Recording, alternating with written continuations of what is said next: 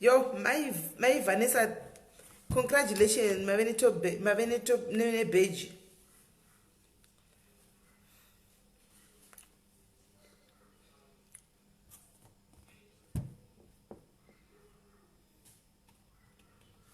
Let me get it to me my notifications now. That will come. Right. Need to noise my notifications.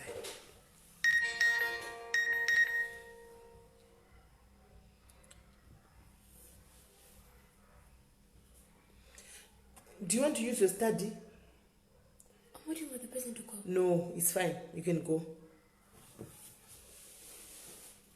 Take your book. Oh, okay, sure. Right. Guys, fana kudedza vamwe ndichimbopinda mutoilet inodaka iyi wakanyatsa kuteura mvura yose wakateura mvura kani ndofana kupinda mutoilet.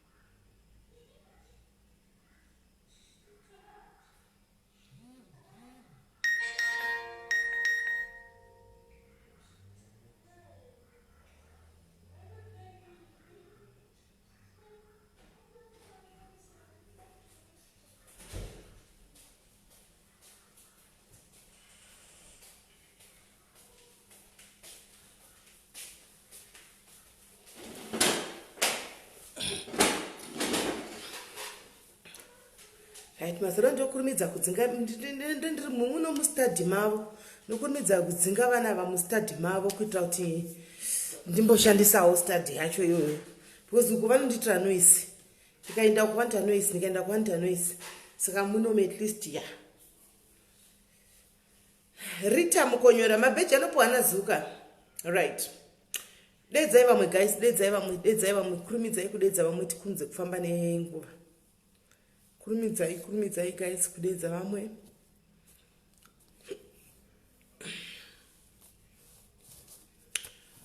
Dedzai vamwe.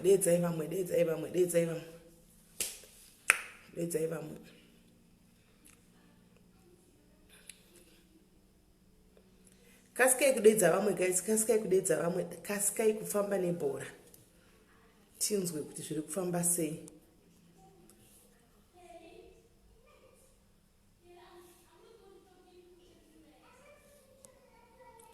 Dedzai vamwe.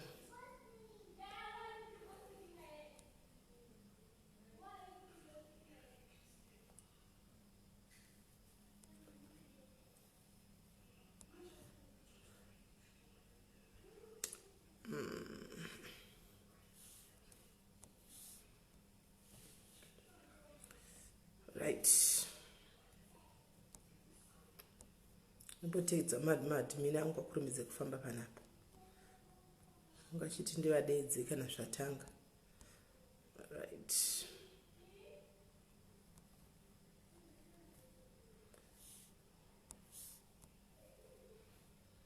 Dedzai vamwe guys, dedzai vamwe.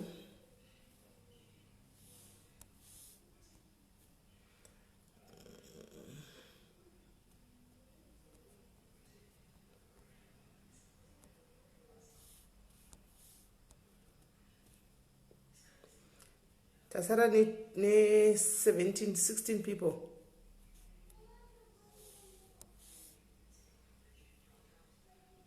Tasara ne 5 people.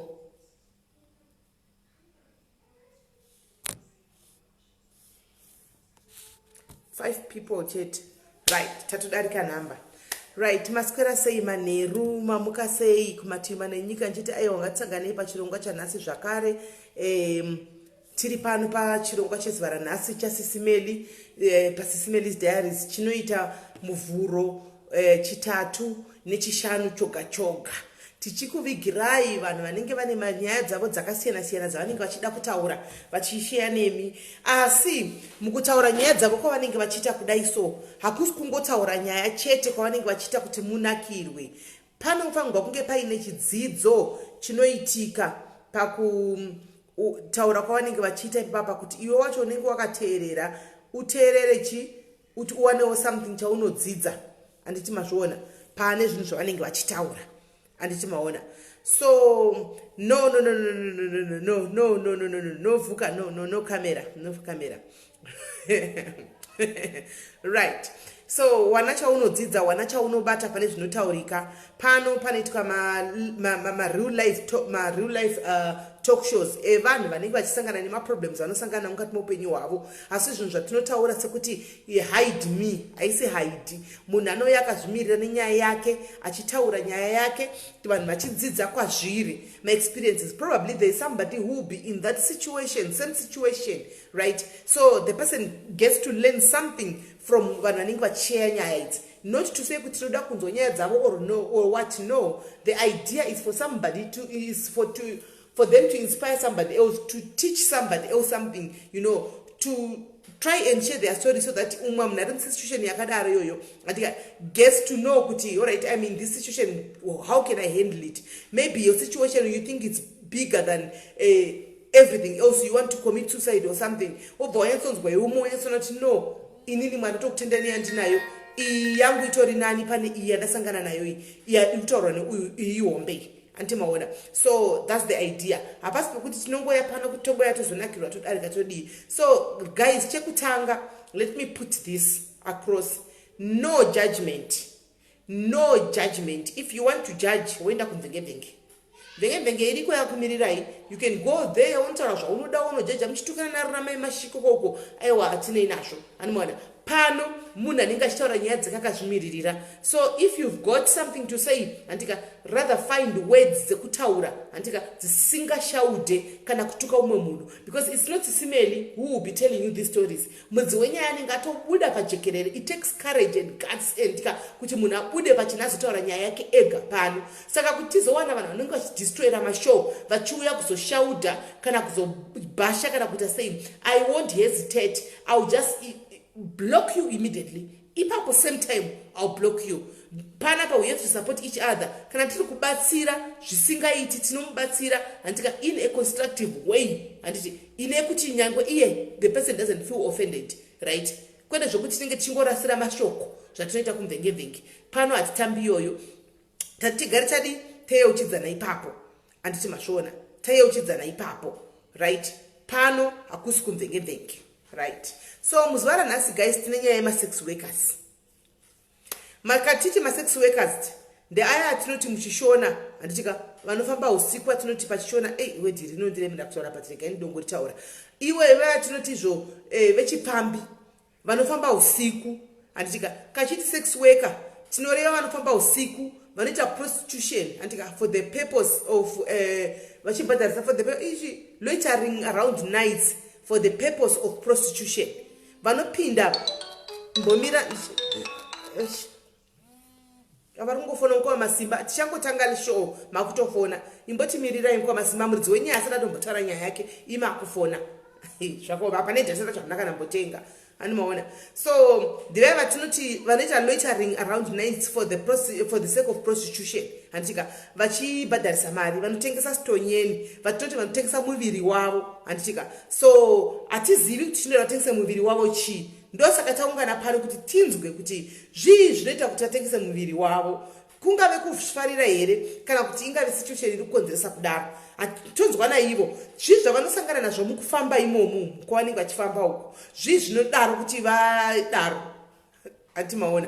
So ndosaka taungana pano. So tinenge tina vasikana vavakadzi vamwe vedu handitika vanofamba usiku, we are not going to judge them, we love them. Vamwe vedu hatisi kuziva situation dzavo, we are going to hear from one of our guests nhasi kuti nemhaka yei handi ari muindastry ichi handika yeye kuita zvesex working handika ndosaka takaungana pano muzuva ranhasi right. Regai timudze afone zvake tichinzwa kuti achitifonera tichinzwa kuti tamunzwa nawo kuti nyaya yakamira sei, because tine vana vari kutiza vachienda kunoita izvozvi zvenhingirikiri izvi zvekutofunga kuti regai ndiende kunotengesawo muviri ndikwanise kutenga nhingirikiri ndikwanise kutenga ko masimba muri kufona iko chamunofona ipapa ndikwanise kunotenga foni andimoona. So tinge tichida kuti vana vanzwisise kuti zvii zvinosanganikwa nazvo murodhu, right. Tamirira kuti achifona manje tichinzwa masex workers aya akawanda ari pakasiyana siyana. Regai tinzwe naivo, regai tichinzwa naivo kuti zvinofamba sei panyaya yacho yekuita zvechifambi vaifamba usiku, kuti zvinofamba sei chako chaiko. Ndatomusendera meseji kuti chinga achifona zvake. Tamirira.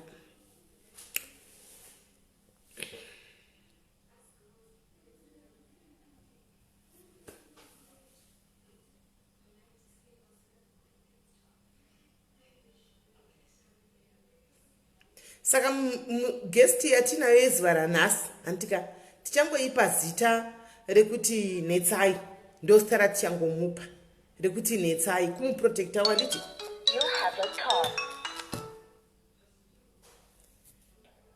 Hello. Hello. Yes, netsai ndozita ratakupa muzuva ranhasi. Hello. Yes, netsai. Muraiti makadeni. Tiripo makadi. Aiwa tinokugamuchira pachirongwa chezuva ranhasi tichingoti waita zvako nekuya pano kuzotaura nyaya yako nesu nekusheya zvamunosangana nazvo nezvamuno sangana nazvo mukufamba umu anditika. Saka zita rako ranhasi iwewe takuti unonzi netsai ndozita ratiri kushandisa pano pashow muzuva ranhasi. Right. So I believe kuti iwewe uri wechifambi unonzi nechirungu yaya sex worker ndizvo here? Alright. Alright, yeah, sex worker. Alright. So iwe unoita chifambi chako uri kupi? Mati? Unoita chifambi chako uri kupi? Ndinoita ti? Chifambi chako uri kupi? Phone nyuri kubreaka. Okay, unoita chisex working chako uri kupi kwacho? Unoshandira kupi? Okay, ndinoenda nzvimbo dzakawanda. Senti nene ndombo travela futi ko like kune dzimwe nyika ndichitsvaga mari. Alright. Kuti ndiriritire mhuri yangu. Alright. So iwewe uri muno muSouth Africa ndizvo?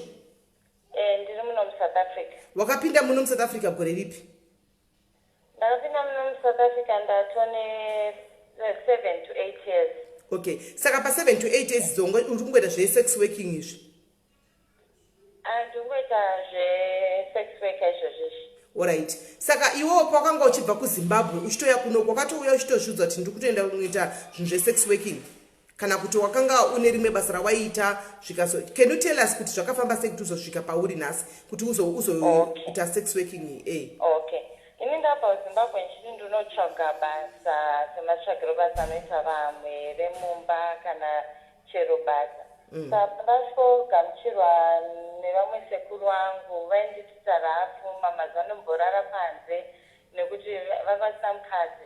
Saka vaida kuti ndirare navo mamazuva ambondirepa kusvikira rimwe day vati ndidzinga panze varamba kuti ndaramba kurara neshamwari yavo vauya vakadhakwa. Kana uchisekuru vako kureva sekuru hanzvadzi yamai? Sekuru hanzvadzi yamai. Okay. Saka ndobva zvaita sei? Saka ndobva vandidzinga ndatanga kugara mustriti. Saka ndandangoona umwe musikana akanditi uya tiite basa iri unenge uchitokwanisa kutobhadhara kwaunogara and then uchiriritira mhuri yako nene. Saka ndokutotanga kuita basa iroro rechihure. Alright. Saka pakatanga kuita basa rako iro rechihure iri wakata mupe kutanga pacho wakatanga uchigara nemusikana iye wakasangana naye.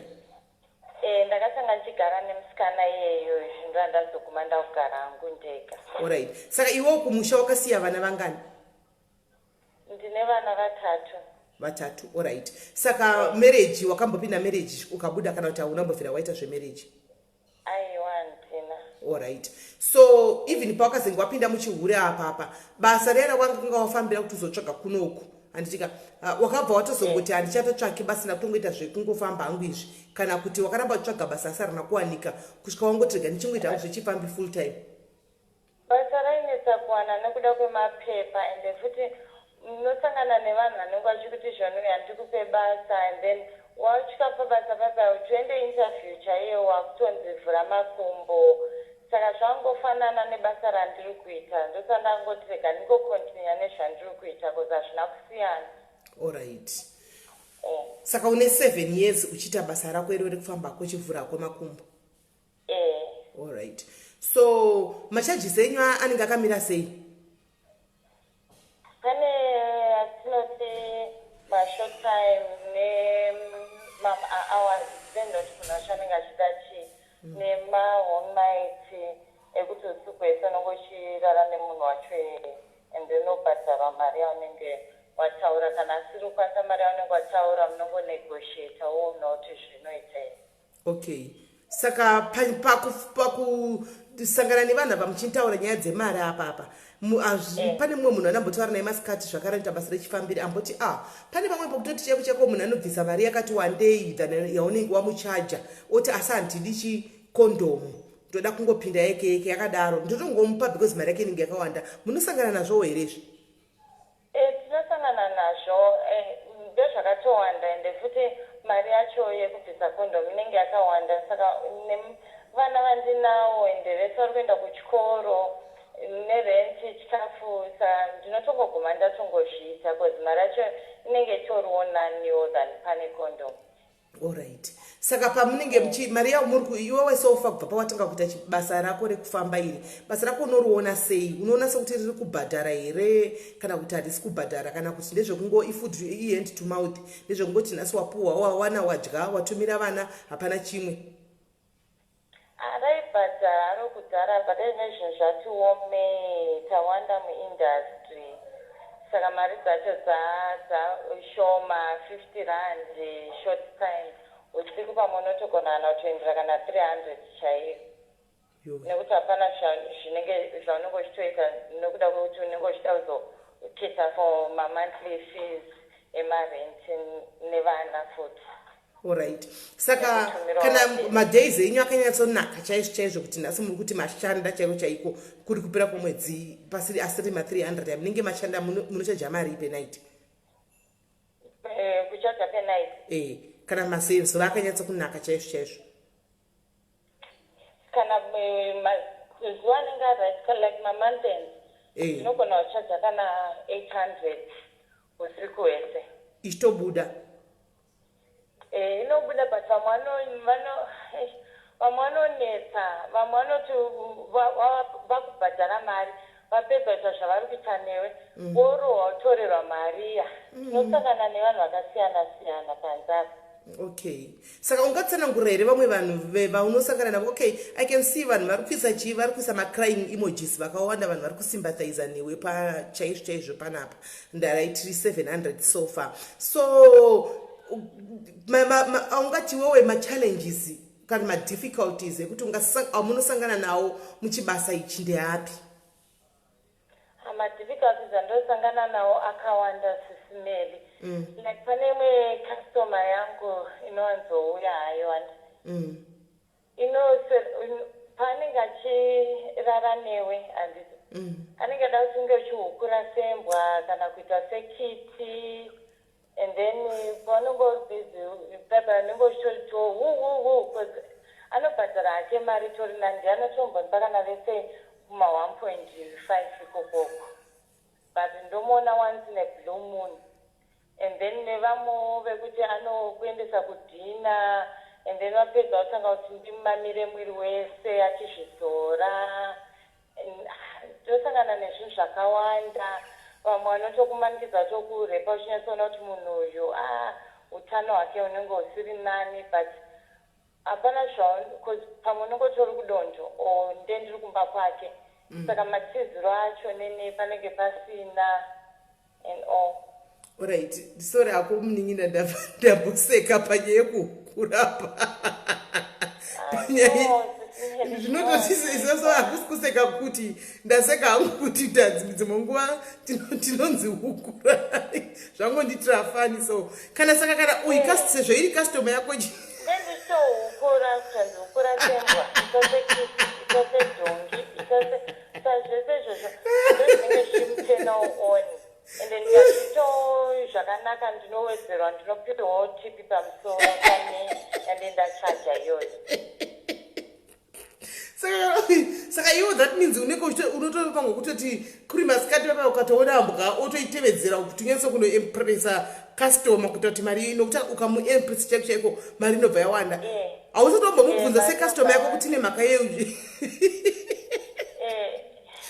Panomwezi zimele anongoita system yekuti anongouya nemahiri. Ndichatambisa usiku hwese ndakapfeka mahiri hombe ndichiti ndimbonzi tamba chete tamba unotozviita kuzvinenge uchitoda mari. Kunzi tamba wakapfeka hiri dzanenge akupa iye? Dzanenge atenga iye. Saka iye apa anenge achizama kuita sei? Zvacho ainge achizama kuita 10 off nemahiri here. Arauza ndozvinovaita kuti vafaro varungu here ava tiri kutaura nezvavava kana kuti vanhu vatema? Varungu. And then rimwe day unombosanganawo like maybe nemurume nemukadzi voti vese vanenge vachikuda vari two woenda like vari macouples woenda ipapo ndenzikafile comfortable because I'm not a bio but nenchivetwa izvozvo ngoti mari. Alright. Alright.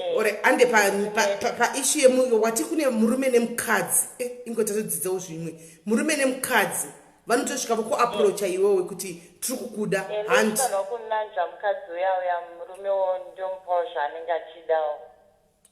Saka mukadzi that means vanhu vanenge vakaroorana mukadzi iri lesbian murume ari straight. Mate anenge vakaroorana mukadzi iri lesbian murume ari straight. Vanenge vatoya vese ndozvandoreva kuti ndotamhenoti vane macouples here kana kuti ishamwari ndopandenzikaziva tizonyanyobvunza yedu mibvunzo yakawandisa. Alright, hatimbodzokera kukastoma yako iyi yekuti unofanwa kuhukurai kana kuita sekiti. Iwe sekastoma yekuti hukurai kana kuita sekiti, sekastoma yako yenguva yakareba yauno asi handivati inoyayo kawani what's in a blue moon but painouya ikastoma yako ndozva ndotsvaka ningi ndotsvaka netsai handitika paanouya achitsvaga netsai pa ausati wamboita kugara naye pasi mbomubvunza kuti naiwe ko sei uchiti ndihukure iwo hauhukuri sei iwowo sei uchiti ndihukure. Anoti ndozvaanofara ndatombomubvunza kuti kasinomborara kana nembwa nini zvikanzi ndendichitoda kutorara nazvo but ndendichitokuona iwo sechinhu cho chandenichitedzeri sando zvandendichida kana chitokukwira uchitohukura nechitokuona kunge imbwa.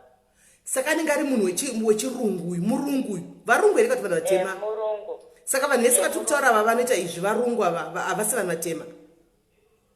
Varungu and then kozeta vamwe vatema pane vamwe vandamboenda navo inini neshamwari yangu and then vakasvika tasvika kurumu kwacho vakati muda kuona here magic tikati pamwe vari kuita zvemakadzi kazviya kana kuti chii katangobvuma kuti tinoda kuona magic ipabudisa kofini kamwana kadiki so takabuda tichitiza Sis Melly tichitiza kuti tiri kunzvimbo yatisingatombozviva tiri kupi tikafamba netsoka tikatazowa nawo help neumwe murume akazotwawo lift. Mari manga mapiwa se? Mari tatapiwa. Saka makatiza nemari yacho iyoyo? Tabva tabuda tikatiza tichiskirima because yange itori kofini chairo. Saka vanenge vari vanhu vemarichos ka? Ivava vanhu vatema I think vanga vari vemarichos. Vari vanhu vemuno muSouth Africa kana kuti vari vanhu vekuZimbabwe? Mate? Vanenge vari vanhu muSouth Africa kana kuti vari vanhu vekuZimbabwe? Aiwa vangu vari ndofunga Nigeria kana Cameroon here. Shuhi nai Jesu inga zvatadzisa zvinhu zvakawanda. Right guys, mira timbomira mbichani muri kuzvinzwira ndichika muri kuzvinzwira munozofunga kuti ingano kana kuti zvinhu zviri kudii ndo zvinhu zvavanosangana nazvo izvi mukufamba handitika tisanangurira zvimwe zvawakambosangana nazvo imwe experience wakambosangana naye yekuti hauna zvaungaita unopesera wangoita wati munhu anoti ndiitire tsvina aitondiendesa kudhina but mostly Indian food anekera ekuitira kuti mudumbu munyatsozara wodya wapedza wochienda osvika ndimamire mwiri wese iye aisatombondirararameni kana ayo but aingoda ndimbomumamira ozvizora tsvina yangu mwiri wake wese opedza ongondipa mari yangu oti ndiendamo. haasi marituals here iwayo? Mhenu Sis Melly sisetangoita mari chete.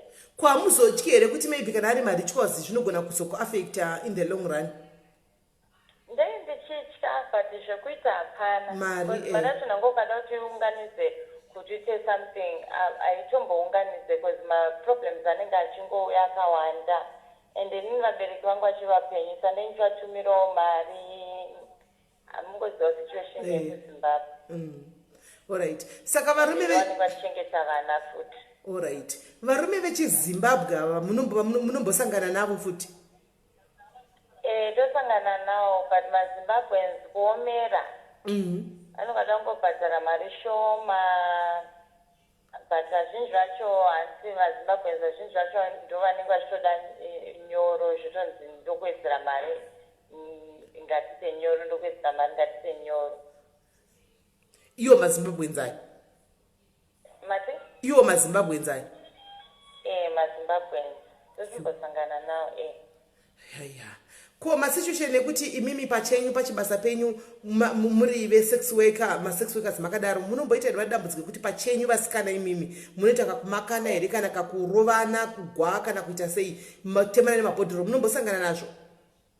Tosangana nazvo katoro customer yemunhu unenge usingatombozoti customer yemunhu and then munhu wokuona une customer yake munototanga zvibhakera zvinotomuka motanga kurwa industry yakaoma Sis Melly.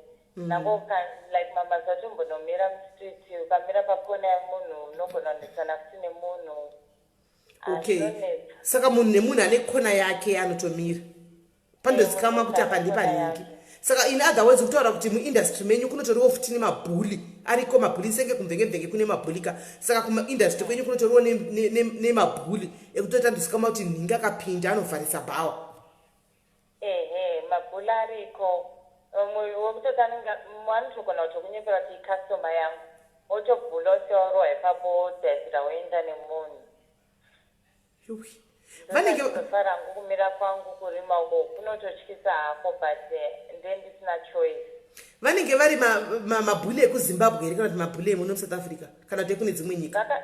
Vakasangana pane maZimbabwean vanenge achitotaura kuti takabva kuita industry yekudhara imimi muchivanyowani ndoti pandine 7 years bara havambochiteerera izvozvo rohwa like vechikuru vanenge vari vahombo ukunda wenini vechikuru unobvisa ipapo ugorohwa mamazuva utombotorerwa kana keshi yaunenge washanda.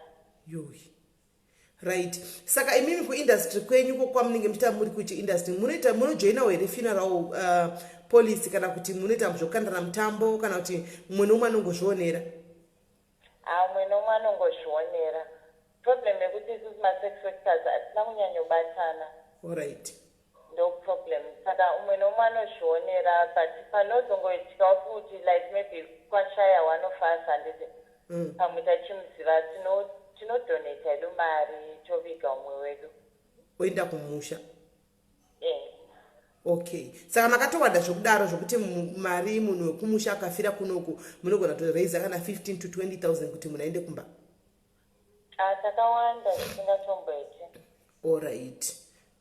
So iwo unogara rent yako unobhadhara mari? Rent yangu ndinobhadhara 2.2 iri one room. Okay. So kubva zvawatanga kuita chibasa ichi iwewe kumusha kune vana nevabereki chii chaunoti ndakaita chinobatika besides kuti waindisa vana kuchikoro chaunoona sekuti maybe ndakashanda chinobatika chingave chii? Kudhara chete ndokwandambotengawo stendi yamama yakangovakwa one room netoilet but haina kupera because zvinhu zvacho hazvikubatana. Ivo vabereki vanenge vasingazivi zvandendichiita kuno kusane ndichingowadza kuti kubasa business kwandoshanda mari haisinyatsobatika but ndichangopedzisawo imba kana zvinhu zvaita. Alright. Wosaka vabereki havatozivi kuti unoshanda basa rei kuno, vanenge kuti pamwe kushandawo mudzimba? Aiwa, havazvizivi. Ya, pakaipa, pakaoma. Yo, right. Anyway, ndegatimbonzwa vanhu vane mibvunzo mumacomments umu tigone kubvunza tisati taendera hedu mberi nechirongwa. Kana paine vane mibvunzo guys, mochindibvunza ndoverenga pano, iye obva akudzai achikupindurai. Hanzi kana iri December munenge mune bonus here? Hatina bonus. Alright. Hanzi hatina bonus. Antimaona. Right. Kune kwava vanoita zvokuti vanongoshama, mumbosangana navanhu vanongoti vanoda kungoshama chete, kana kuti kunzi idla munhu, iwewo uchinzi idla munhu wechirume and kungodla munhu just like that wechirume asina kana kupfeka protection. Munosangana nazvo futi? Zvokuti munhu anenge akashama kuti wonzi idya ingodlako chinhu chemunhu wausingazivi wasangana naye ungochidlisiwa. Tinodya zvototi vamwe vanenge vane like uchitonzwa kuti munhu atori nekaorder, vamwe vatombodi nangoti umudya nekondomu vanokudza kuti mudya akadaro. So unotomeka sure kuti newo unongofamba mawet wipes kuitira kuti kana wasangana nezvinhu zvakadaro. Okay, hanzi izvo neumwe munhu abvunza mubvunzo panapa, hanzi munoenda kubasa every day here? Toenda every day because madays hauwanewo, saka ukamira kuti uite off day unofane nzara, saka tinotoenda every day. Okay, pakaita umwe abvunza kuti hanzi age une makore mangani? Ndine 34, alright. But wave ne7 years chibasa, that means wakatanga uri kuma 26 handiti? Alright. Hanzi panokwana nguva yeshort time unoidzura here nhengo yababa kuti zvakwana? Kune vamwe vanhu vatoziva kuti vanorambira vachingovepo handiti? Saka unoita zvokuti zvakwana here zvaendera nemari yako yekaunoita sei? Kana iri short time inenge iri short time, kana utopfurikidza unotowedzera mari ndotokuudza kuti zvakwana. Saka munenge mune maminutes ekuti short time imari yakati? Vamwe vongozongowedzeravo mari. Saka munenge muine yekuti nguva yakati iyo short time iyo 5 minutes kana 10 minutes, akadarika ipapo wobva wati mari wedzera? Pa 30 minutes ipapapo depends nemari yako. Pane atoti quick short time ekuti maybe like less than 30 minutes tofanira ngwapedza. And then kozitama short time ekuti pamwe unenge wabvisawo kana mari shinu maybe like 250 ndongokupawo right ka 1 hour uneni. Alright. Hanzi kune varume here ma-sex workers? Hanzi kune varume here vanoita zvechi-sex workers zvechibasa-basa izvi? Varipo, but like mangochanika dziripo dzinotomira nesukuroto. Okay. Pana abvunza mubvunzo uyu but ufangwe kudavira zvako kana usingade kudavira. Hanzi pakuita nyoro pakadaro apa hamutyi here zvirwere? Zvirwere tinozvitya Sis Melly, but chekuita hapana. Right. Pane vaubvunza ndinotozvitya zisingatomboiti because ndichifunga kuti ndikazorwara ndikasiya vana vangu, but zvekuita zvacho hapana. Okay. Alright. Hanzi izvo iwewe right now for instance wawana rubatsiro unobvuma here kusiya chibasa ichi? Kuita sei? Hanzi are you prepared to leave the industry? Hanzi unogona here kuti ungasiya chibasa ichi? Kuti ndiregedze basa here? Hanzi ungasiya here. Let's say maybe for instance maybe handisi kuziva maybe wawana something chekuti uita or ungagona here kusiya chibasa ichi? Ndinogona kusiya. Zvachose even nhasi kana muri vanoda kuroora unogona kusiya chibasa ichi? Ndinoregedza. Zvokuti hautopoti uchitobuda usiku uchitoenda?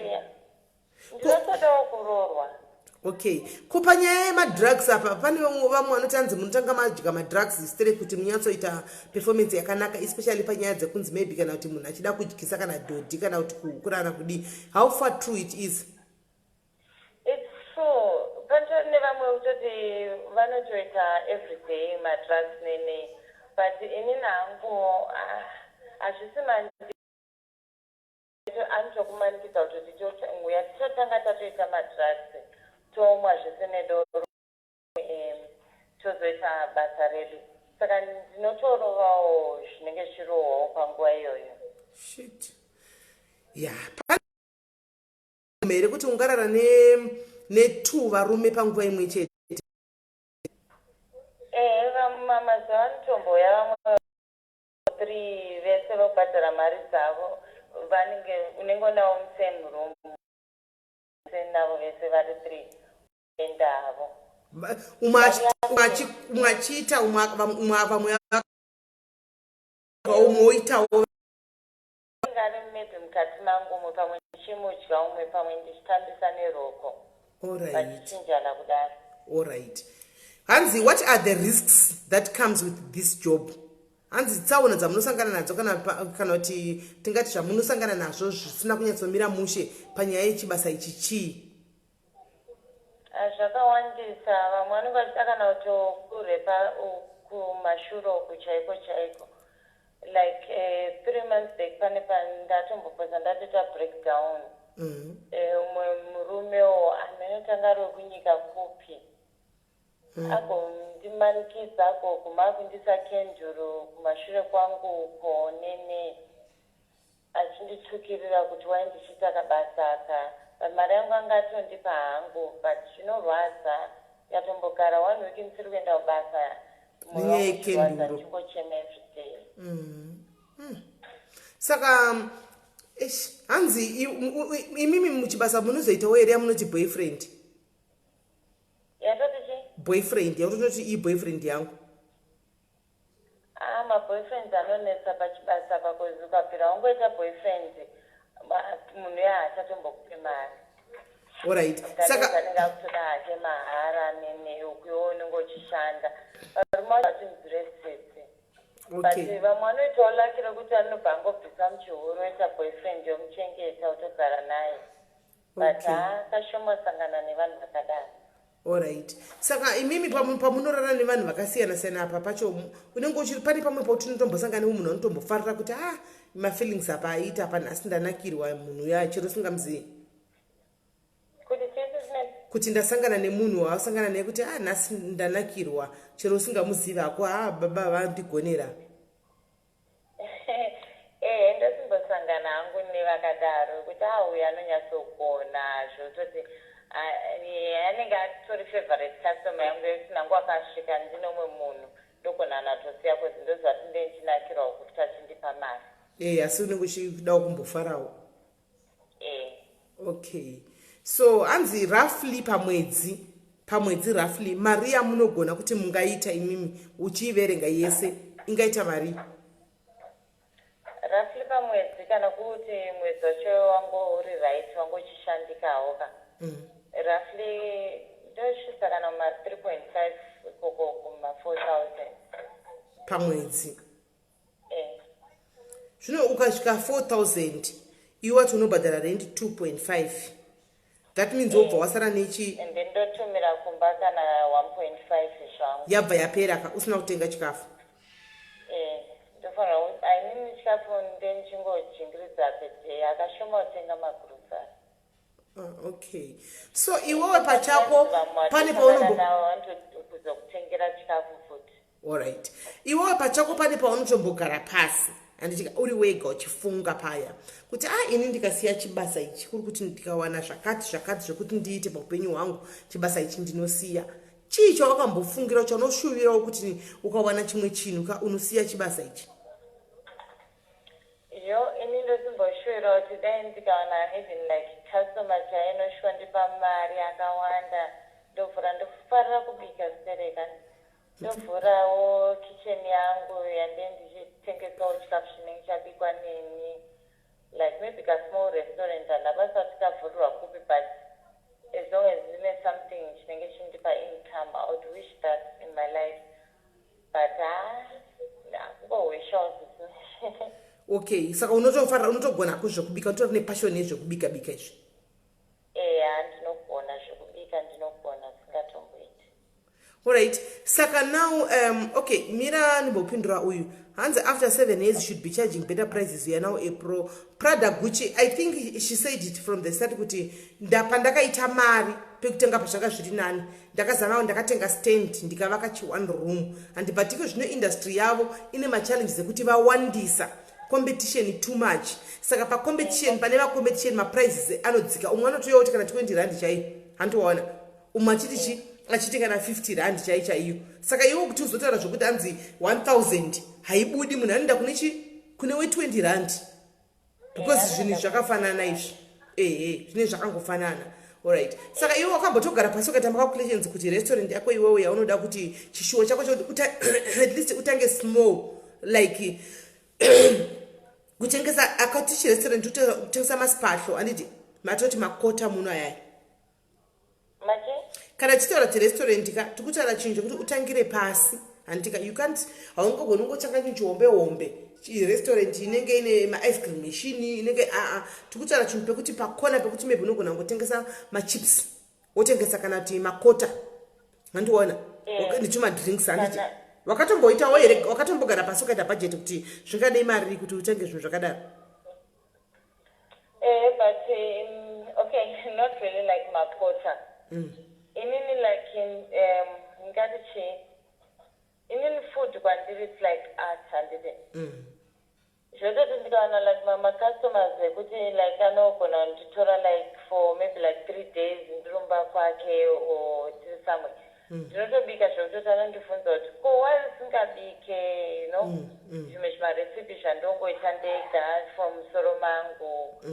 Nene zvoti ndinombowisha kuti nango ndikavhura kanenge like a tuck shop like that. Ndoita create a menu yekuti vanhu vanenge vachitenga chikafu chandendabika but chikafu chinobva musoro mangu noti chikafu chakaitwa noumwe munhu. Okay, saka kunzvimbo kwamunogara iwewe nzvimbo dzekuti ungavhura chinhu chakadaro dziriko? Mate? Kunzvimbo kwaunogara iwewe chinhu chekupa nzvimbo pekuti ungavhura chinhu chakadaro chekuti unotanga kuita kanhu kadiki diki yekuti unozvimaketa uchiita food industry yako iyo iri dziriko nzvimbo dzakadaro? Muri kubreaka. Ndati kunzvimbo kwaunogara iwewe kune capability yekuti unokwanisa here kuvhura chinhu chacho chakutaura icho kuti utange small ukwanise kubika? Ma-possibilities aripo akawandisa like kune nzvimbo dzakawandisa dzekuti ndinonyatsoona kuti apa ndikavhura apa pakona apa ndikavhura pakona apo ndinotoita mari ndikatokanganwa zvangu. Okay, but kana muchiita 4.5 pamwedzi kune vamwe vasikana kamahouse girl anokora 4000 chai. Ukariwana basa iro rakadaro ungadi? Vaitape? Vanotambira mari yakadaro sezvo wati iwe pamwedzi munogona kuita 4500 anditi. Saka kune vamwe vasikana vebasa vanotambira mari dzakadaro muvarongo. Ukariwana basa iro ungadi? Varipo, I'm sure, but like kuti ushande hanti unge une like mapepa akakwana nene. No, vakawanda vanoshanda like mudzimba havana mapepa. Vanongotsvaga basa wei vanongotsvaga basa vongopinda mabasa vazhinji vongoshanda. Mudzimba ndakambotry but futi mazuva ndotombo unonzwisa sei kutotukana kana nemundudzi wemba kuti hanzi pamwe murume wake ari kundida nene saka zvinonetsa zvisinelezvi. Haisi nyaya yekuti unenge wakapfeka dressing yekuti mwana anozopedzisira kuona sokuti wakuda murume wake. Aiwa kana. Maybe pamastructure pakana kuti chisakati neshanje too much. So asi for instance paita munhu ati alright basa riripo izvozvi rinobhadhara 5000 harina basa nemapepa unoenda? Makubreaka futi. Pakanzi paita basa izvozvi rinonzi rinobhadhara kana 5000 harina basa nemapepa unoenda here? Ndinoenda. Kwezinenge itorina nende nendashanda ndichishanda because basa redu remusana rinorwadza sisimeni because the day kuti uzoitwa kusvikira wawana target yaunenge uchida ichoyo per day unogona kana kuchinjasa kana varume kana 6 or so kuti unyatsowana mari yacho. As I said, with industry these days yadzikira competition yakawandisa tawandisa ngatibatanidze mari idzodzo unge unewo chitorarawo nevakawandisa.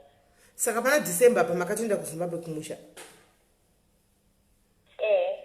December ndotonoona vana ngavakirawo hembe dzeChristmas nemagroceries.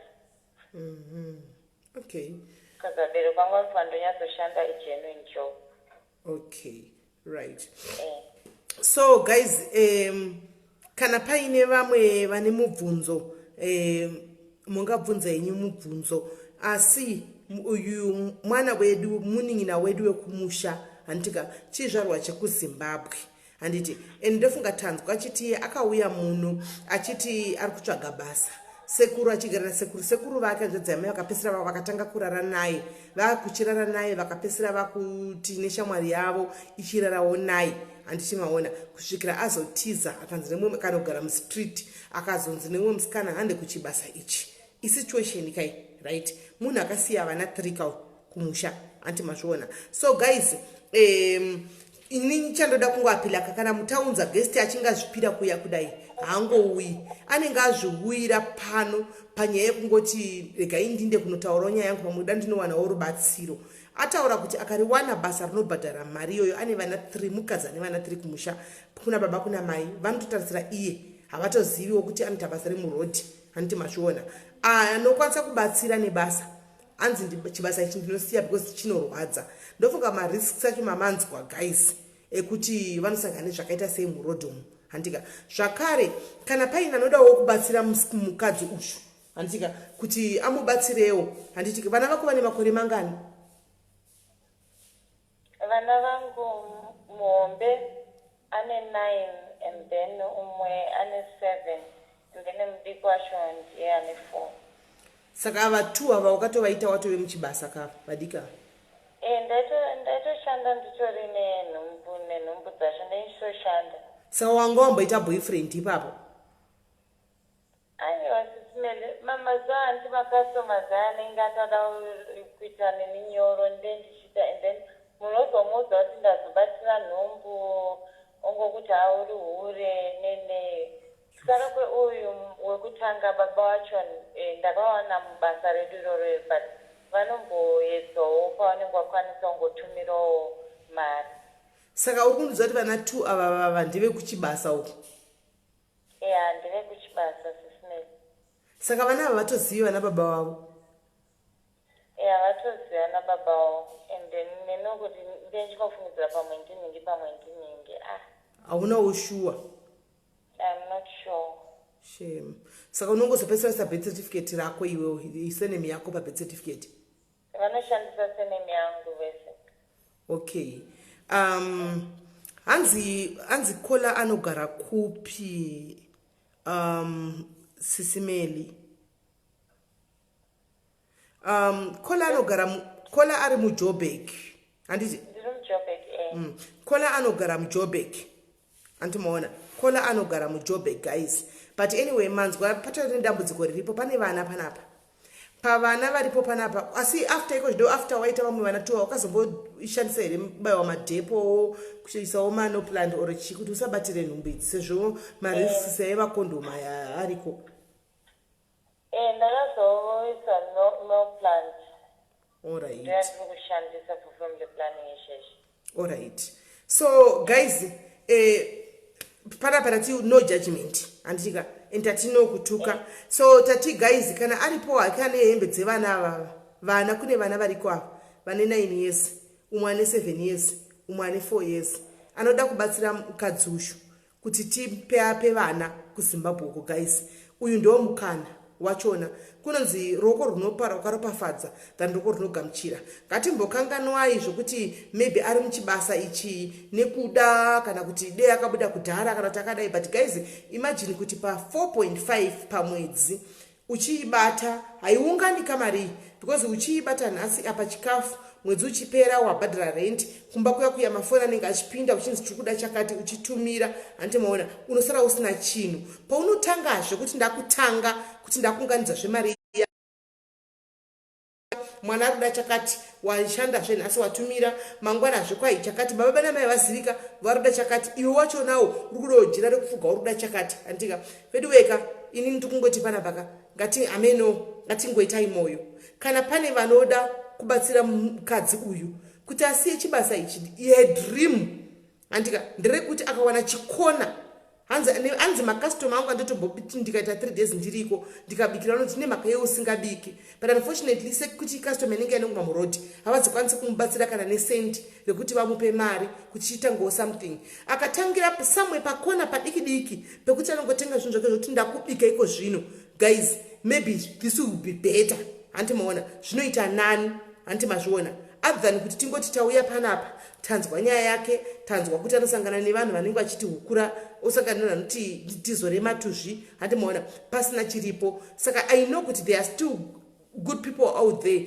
vane mwoyo wekuti anotaura iti inini I want to talk to this lady, I want to mentor her handika ndoda kumubatsira, I want to see her achiita chimwe chinhu paupenyu hwake kana iri riro business racho iroro kuti anoda kuita chitakishop chitikutuku chekuti atange kubika ipapo ndoda kumubatsira. Kana uripo guys uyu netsai aripo handitika wanawo paunokwanisa kuti umubatsire handiti if you come to my inbox because we are trying to protect her identity for hama dzisi kuziva kuti zvaari kuita kunoku vana baba nanamai. So ukauya kuinbox kwangu kuti Sis Melly hanzi Kola, I would like to help you kana uchida padiki hapo right Manube Michelle ndibate kuinbox, please get hold of me kuinbox. Kola, thank you very much ndokuita mudzimai mwoyo wakadaro mwoyo wechikadzi. This is a situation. Situation yanayo iyi hasi kuti ndikutoda ati ndikawana kuti ndawana chekuti ndinosiya saka taita at least munhu ari kuda kuti atange kuti akubatsirawo nepashoma panapo handisi kuziva kuti pashoma pacho pakamira sei kuti dzingave hembe reingave dhola kana chingave chi handiziviwo handimaona. So vanenge vachida kubatsira vakauyawo kuinbox kwangu ndinongova director uko ndovapawo namba dzako kana uchizvitendera ndizvo ndovaisa kuinbox kwako then modi mopedzerana ikoko motaurirana ikoko zvauchabatsirana ikokoko mobatsirana ikoko handitika. So munotombogara muchienda kunotestiwa here kana kuti motoziva zvenyu mastatus enyu? Munomboenda kunogara muchienda kunotesta here kana kuti mastatus munenge muchitoziva henyu? No, ndotomboenda kunotesta like ma-free testing aya ari for this day. Senda tombonotesta ikoko for ma-STIs ne-HIV. Okay, saka that means pa 7 years dzese idzi kwamunenge muchitesta muchidaro munenge you are one of those lucky people vanenge vachiri clean. I'm what? You are one of those lucky people vanenge vachiri clean zvavo.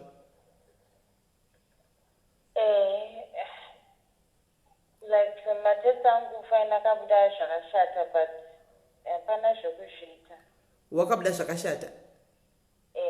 Saka wakatotanga kutora treatment yako here? Ndenchimwe hangu mapirisi. Ko paunofamba pepa waita 3 days uri kwaunenge uri mapirisi unoita sei manje? Handinenge wabuda usingazivi kuti ndiri kunoita 3 days ndiri unoita sei? Mapirisi angu zvidhembeki. Unofamba nawo? Tombomasiye because mama dzatombosanganawo kuti nepolisi tichibvisa murodhi. Saka ukasunga usina mapirisi acho hawakupe police station saka unotofamba unawo. Alright. Aiwa hapana kuipa. Kana uchifamba nemapirisi ako then panenge pakangomira zvakanaka ndo patoda kuti ugare uchifamba netreatment yako kuitira kuti vana vaya vari kumusha pasaitika any era pakaitika any era unozogona kukanganisa zvinhu zvakawanda vana vaya antiona. Guys, if you are not convinced kuti Kola vanhu takasiyana matauriro zvakafana inini kana ndikataura inini kana ndichitaura ka munhu anogara chera Sis Melly ko muri kupopote but ndinenge ndisingapopote. This is who I am, this is my voice, right? Umwe munhu anenge achitori nevoice rake rakatodai zvokuti imi mungaitofunga kuti pamwe ari kudodana nezvaari kutoita nebasa rake but asingatodadi naro zviri izvo zvaanotori antimaona. and maona it's not easy for somebody to come here and otokuudzai even nestatus yake kuti ndakawanikwa ropa rangu risina kutomira zvakanaka nditori pachirongwa moti hanzi munhu ari kudada nazvo.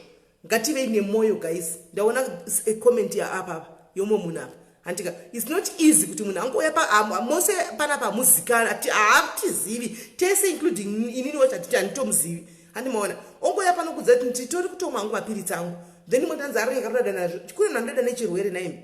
Ngativei nemwoyo guys. If you don't have anything to say ingonyarara zvako kana kungoskipa zvako kungoda hapana chinombobva handimaona. So netsai thank you very much handika you can go kuma comments okoverenga ma comments iko zvinotimbopawo mukana vamwe varoda kufona handika panyaya yako iyi tinzo kuti ivo vanenge vachitaurawo kuti chi handitika thank you Sis Melly. waita hako thank you very much for opening to us vashoma vanozviita izvi waita basa. Okay, thank you. Bye. Right. So guys, the number to call is 071 01 01 707. Varikuda kufona antika varikuda kufona vane zvavanoda kutaura anditi 071 01 number dzacho ndakatopina kumusoro kwe live ndichitanga live ndinopina number dziri kumusoro kwe live pa caption 071 01 01 707. So varikuda kufona antika can you please call mofonawo muchitaura mashoko moda kutaura maybe hatisi kuziva zvamunoda kutaura handizivi handiti fonai zvenyu mudi mutaure zvamunoda kutaura.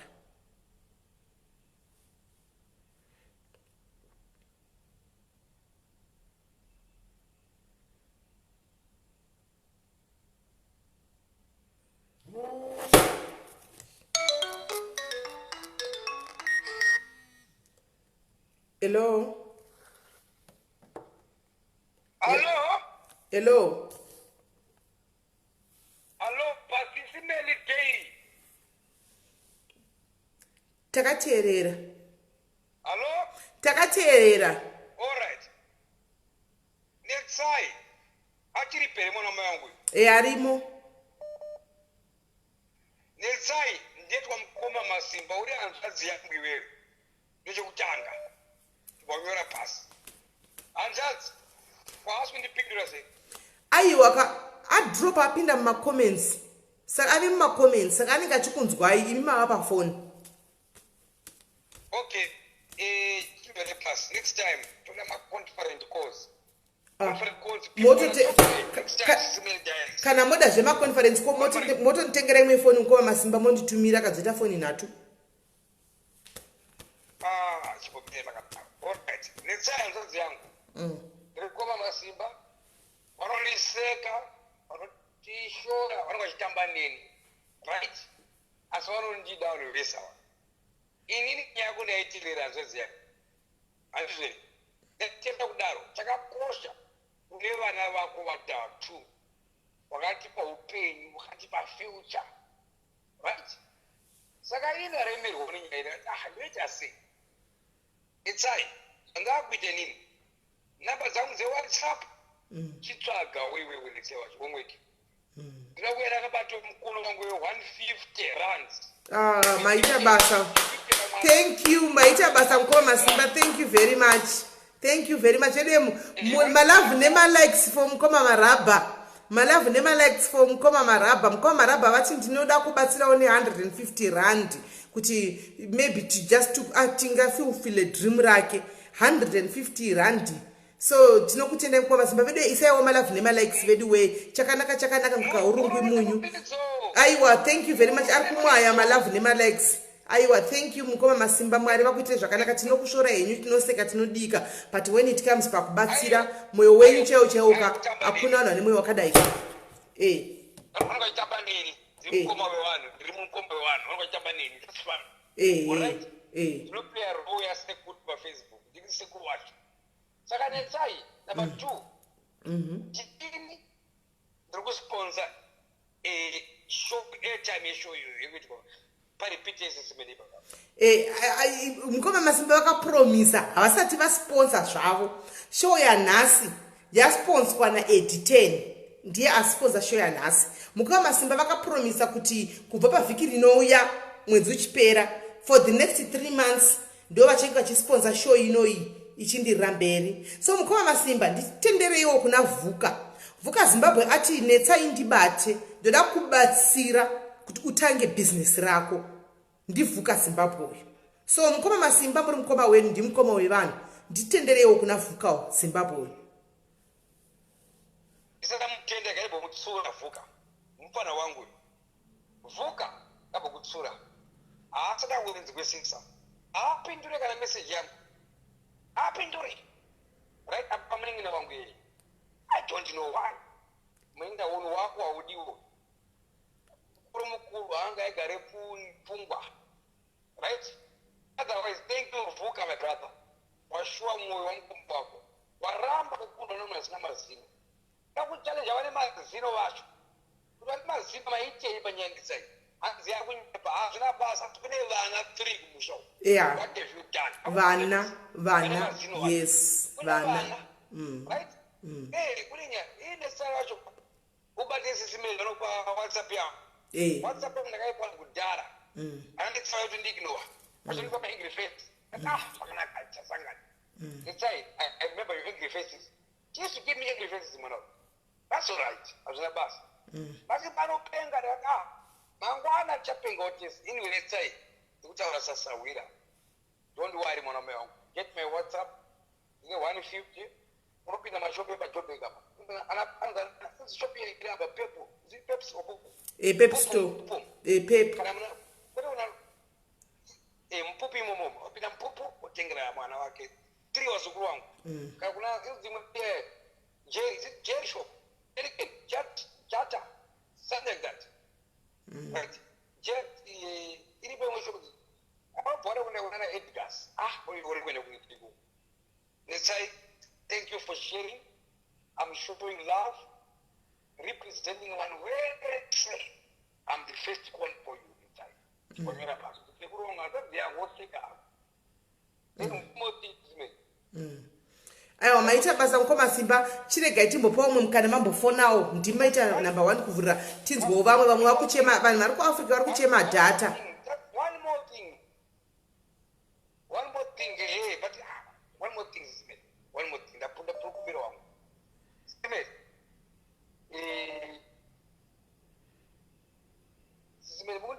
Takateerera mukoma Masimba vanhu vari kuchema data chitaura iva vamwe vapinde mukuzopedzisira kupinda futi.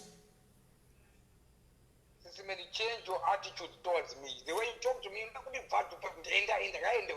that's wrong, isn't it? Mukoma Masimba, munoziva here kuti data rinonetsa kuAfrica mukoma Masimba. Live inokata vamwe vasati vafona. Data hatina data isu kuno kuAfrica rinogona kutikatira vamwe vasati vafona. But every month. Asa hamusati matenga aka mukoma Masimba. Hamusati matenga aka. You have a call. Kola hello. Hello, Makadiko. Tripo makadi zvenya zvadzi. Good. Ndada kupinda kana Masimba peda. Chidopinda iyi matopinda matogona matofona matobvisa mukoma Masimba. Inotaura iso. Oh, mutana Chaurega opa Cape Town hapo. Nani Chaurega? Yes.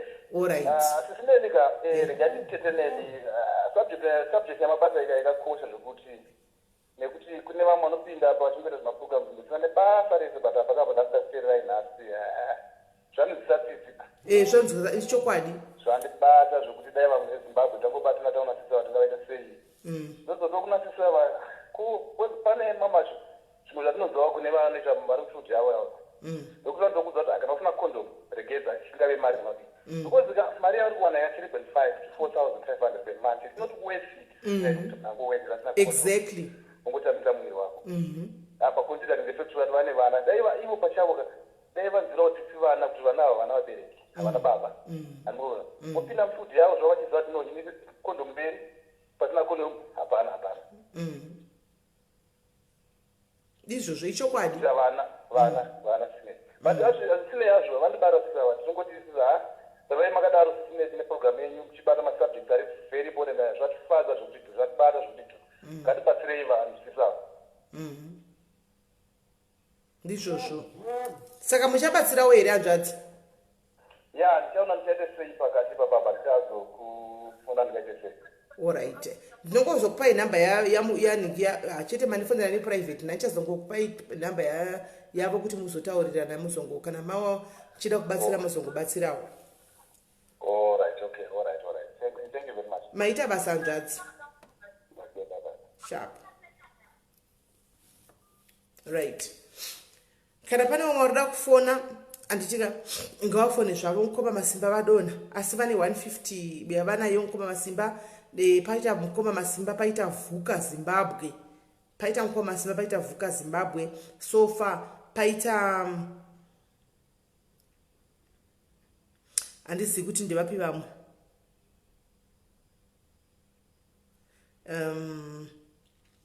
handisi kuziva kuti vamwe ndevapi vanenge varipo right. Varipo here vamwe vari kuda kufona guys kana varipo vamwe vari kuda kufonawo namba yekufona ndakapinapo iyo 071 01 01 707.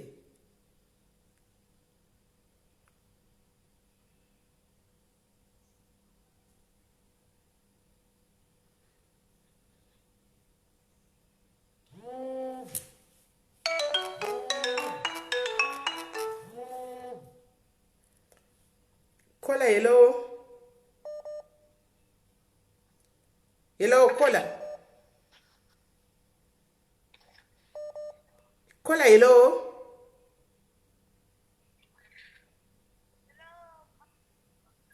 Hello, Kola. Hello.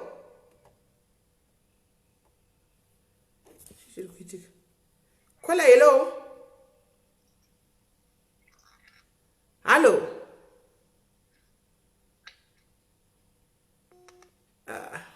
Kola network yake ningere kunetsa. Right. Pana umwe ndanchona achitry kufona wapa.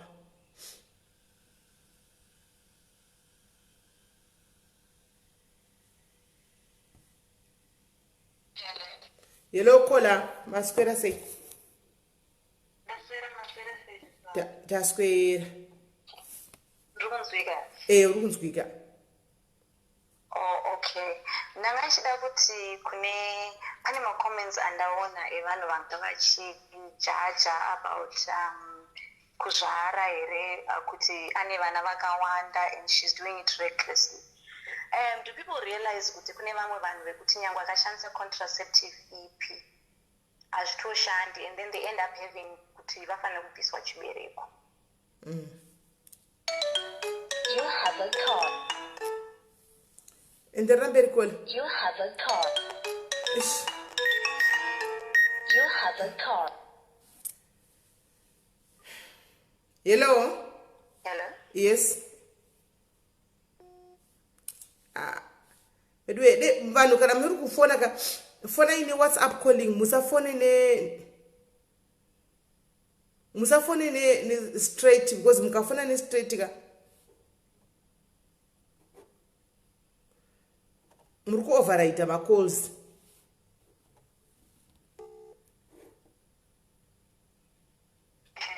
Hello. Hi. Yes. Okay. Ndangachida kuti and before you judge munhu anditi about kuzvara kwake recklessly according to us because tingamuzive, calculate yourself first kuti are you fertile my sister kana kuti wakabvisa ngani tisati taenda pakucalculate kuzvara kwemwana zviri reckless or whatever it is.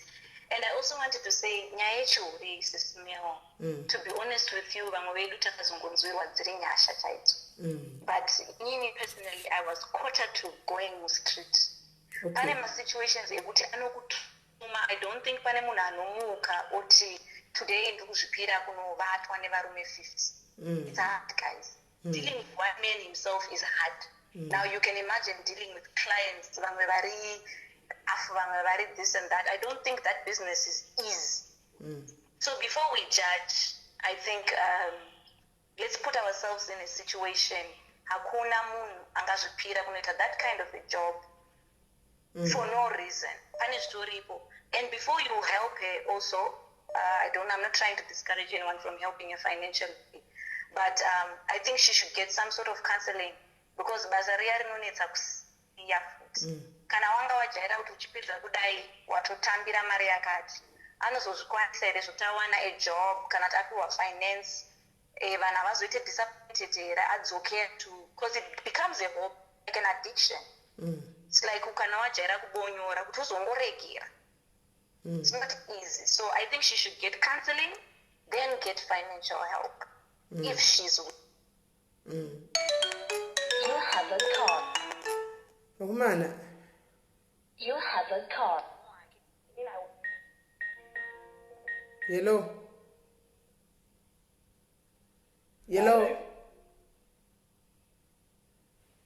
Caller. Hi, hello.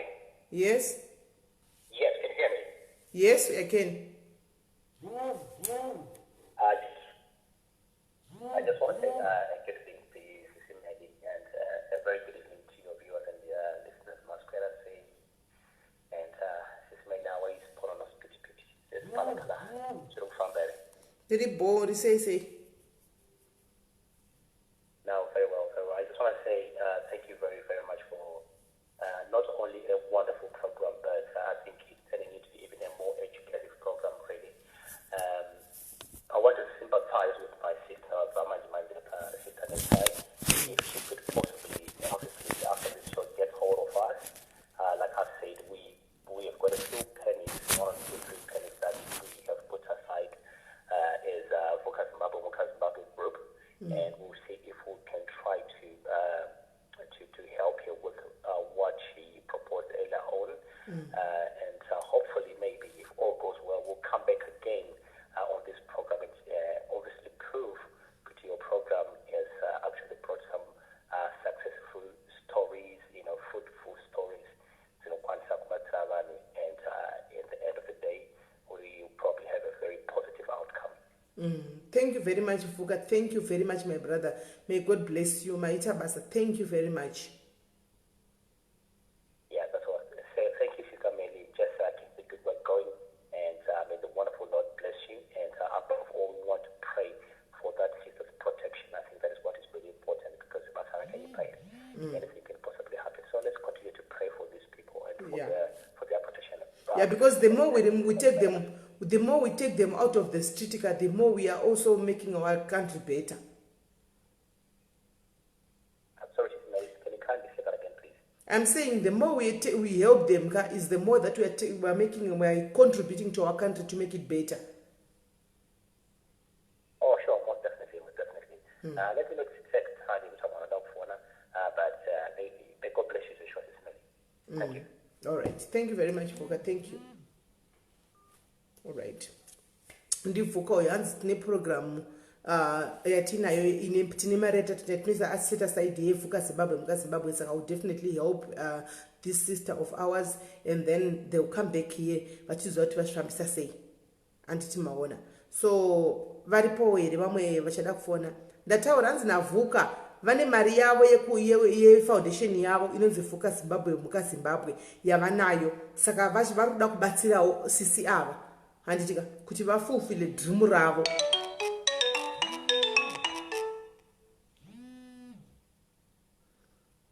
Caller, hello. Hello, caller. Caller, hello.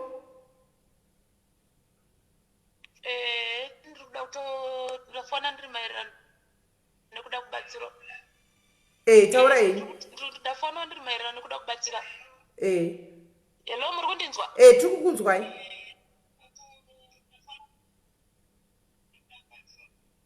Tiri kukunzwai.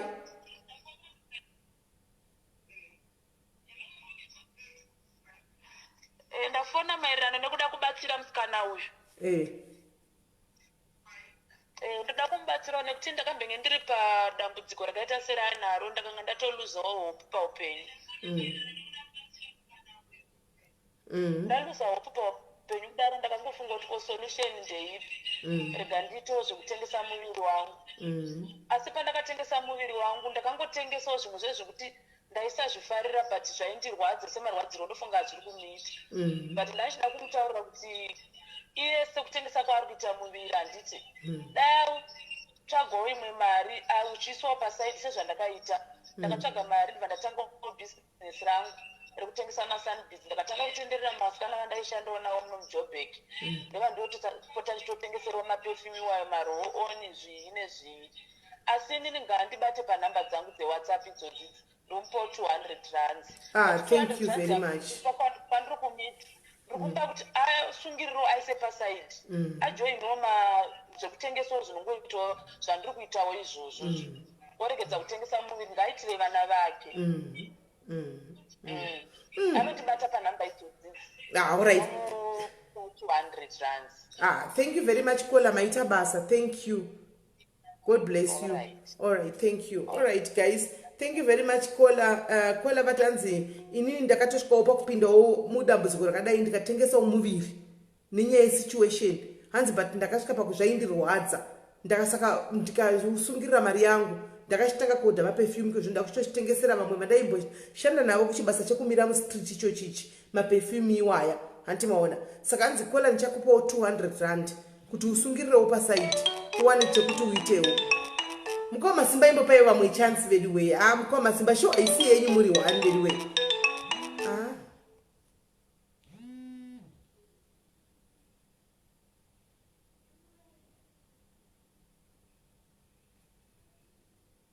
Hello. Hello. Hello. Hello, Sis Melly. Mukoma masimba imbopayo vamwe mukana nditi mambotaurawo here chipayo vamwe mukana akavambotaurawo pashow panapa. Ndine nyaya yakanmeli yandiri kudetsa vanhu. Mukuno wamukoma masimba wapa 300 rands. Mukoma masimba munoiburitsa here mari yamuri 300 rands ika anati mungotaura. Ndisiperi ndati mupe WhatsApp yangu wandika. Ndakubvisa 300 rands. Okay, saka machampa 300 rands. But the challenge wanavuka mnyingine wangu. Nakula with 200 rands. That's aiwa. Nakwenda pa 300. 150 from me, 150 from friend from Uganda. So it's 300 rands. All right. Aiwa inyaya yakanaka aiwa iyi tinoisekerera iyi tatangoti mauya kuzodisturb kati mukoma masimba tigwireiwo tsitsi please. Aiwa kana nzwisisa ndi disturb ndakanaka ni. Aiwa mazvita mukoma masimba maita basa ndichamupa namba dzenyu mukoma masimba. Ndakupedza zangu asina mazino abvisa 300 rands. Ane mazino akangunyarara saka mazino ana basa. Alright mukoma masimba maita basa. Murune muridzo. Aiwa mapisa chirega chidavirirawo vamwe vari kupinda. Hello Kola.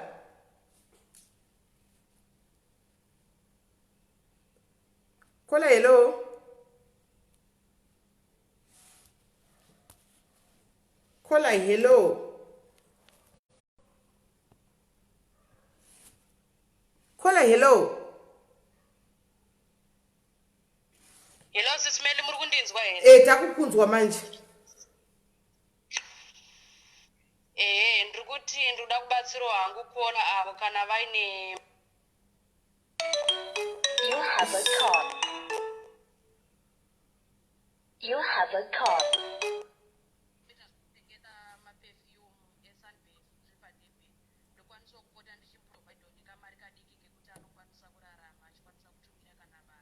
Kola tangai zvakare matichi.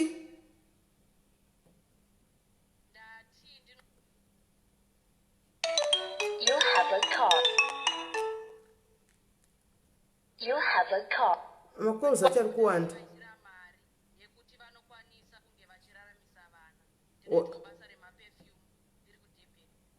All right.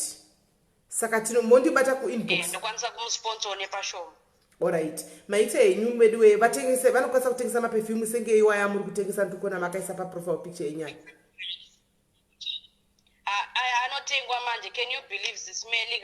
Inini ndiri single mother apa ndine 23 years old but ndiri kukwanisa kubhadharira mwana wangu chikoro nemaperfume iwaya. Pane vamwe chaivo vandotenga motikari vandotenga dzimba vakatosiya even mabasa nenyaya yekuda kutengesa maperfume. Saka anokwanisikawo amakwanise kumatengesa kana ari willing kuti amatengese. All right. Thank you very much caller. Saka mimo ndisira message ka so that my number awanda ndisazokangana ndivape manamba acho ese then mutaurirana moziva kuti ndiani muchibatsirana kuseri ikoko. Okay, Sis Melly, matabas. Thank you very much. God bless you. You have a call. You Hello.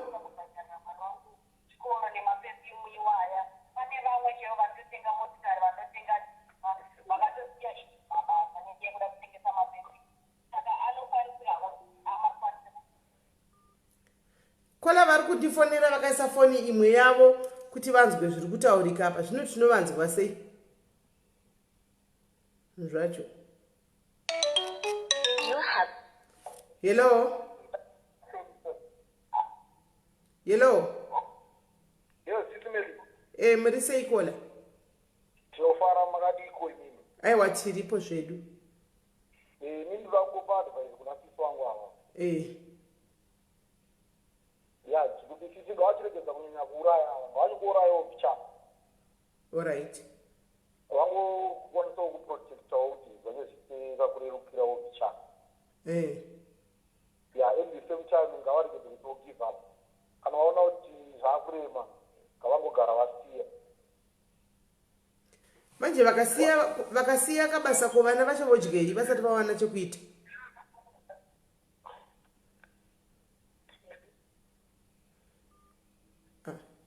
Kola vangotaura ranzi kwai vabva foni yavo yabva yadrop hamene zvichiri kuitika. Rega itinzwe vamwe. Right. Maripo here vamwe vari kufona kuti apa. Oh, Linda Major, you are calling on the phone that I'm using on live. So ukafona pa phone yandikushandisa pa live inobva yakata live. Number yekufona ndakapina pazasi pe phone yandiri kushandisa pa live. That is 071 01 01707. Ndine mafoni 2 pano. So don't call on the line raunoziva iri. Call on the other number yandakapina pazasi. Ndo yandakaisa. Number yandakapina pazasi ndo yandakapina. Anoona. Ayo macontribution inini ayo Sharon zvingazondiwandira nyoni. Rega yangoenda straight kumuridzi vataurirana ikoko. Zvingandiwandira. Remember ndiri kuda kuzopiwa futi ndiri kukollecta auya kola wainhingikiri we uyu bongi.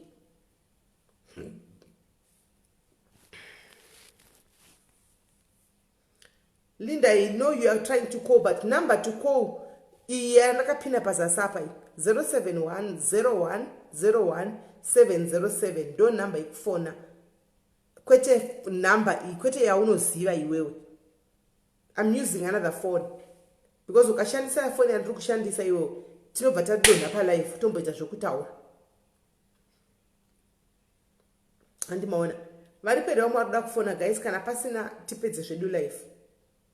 Ndofunga madzidza kune vanasikana vari kutiza kudzimba vachifunga kuti kustreet kune life, vachifunga kuti kustreet ndinoenda ndonowana mari, it's an easy money handika yandinosvikongowana ipapo ndobva ndatenga phone ndobva ndadidi mazvinzwa. Kuno hukura vanhu vanohukuriswa sembwa, vanhu vanoitiswa sekiti, vanhu vanomamirwa kumastreet uku vanomazviona, vamwe makofini evana, zvinhu zvakasiyana siyana.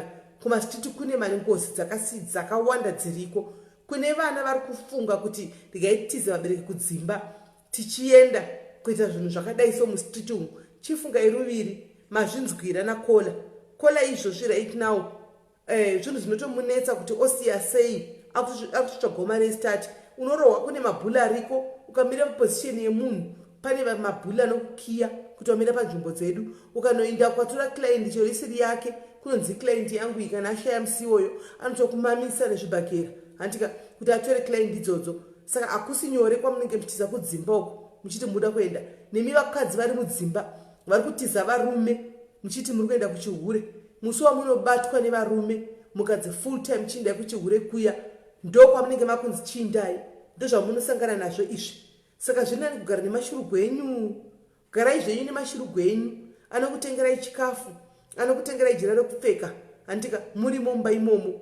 Nokuti kubuda kwamunoita kana muchibuda musina plan muchibati toenda kuchihure isusu tiri mahure handimoona muchitoenda kunojoina kustreet. This is what to expect. Munogona kunoridyiswa iri dhodhi chero mumuromo iri handimoona kunoridyiswa dhodhi.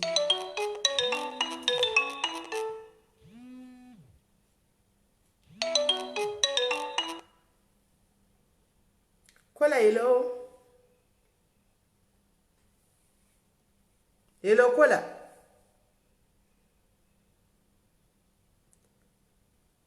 Kola hello.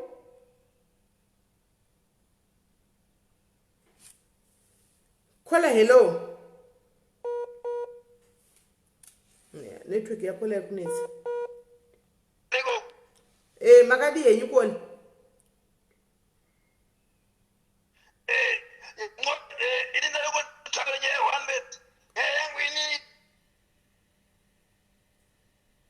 Taurai.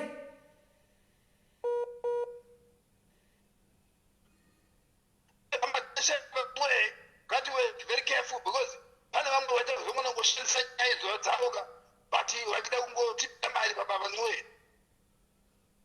hakuna zvinhu zvakadaro atingo munhu achiuya panapa atingotori nje inini pandinotoenda kuita kunotsvaga munhu anouya pashow ndinenge to-cross check out ndo basa rake. Haangouyi ega nje just nje tisina kumboita background check.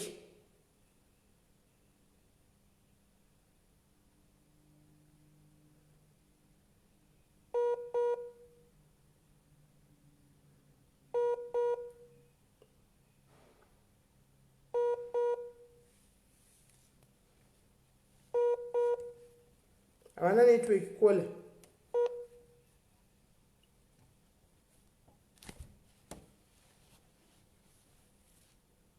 Havana havo network kola. Havana network. Right. Zvakafanana guys hanzi nakola muchenjere vamwe vanongouya vachingoti izvo ndiri kuda kuti vawane kupuhwa something. Remember guys munhu anenge asingazoti panobuda something. And the two, inini munhu panenda totsvaga ndichitotsvaga panditotanga ndinoita show iyi handicheka ndikatanga kuscouta ndichitsvaga pandino vakawanda vandato approacha so far handika ndaapproacha vakati wandei vamwe vangu vachitoti kana palive kana panozotozobuda kuchinzi niki ndichitori nelist yavo ndotoita background check ndotoona kuti zvechokwadi ndo basa rake hatingonongi nje munhu nje zvokutoti munhu kungononga nje munhu kungoti uya panapa because isikamu iriko ndinotoita background check yakatosimba because tinenge tichitoziva kuti zvinogona kuitika izvi saka tina kunyanya kupusa zvekudaro hanzvadzi kana muchifunga kuti zvinogona kuitika. Anyway, but thank you very much for noting that one out. That is a background check. You have a call. Hello. Hello. Hello. Hello. Hello, kola. Ameno zviri kuitika nefoni yavo.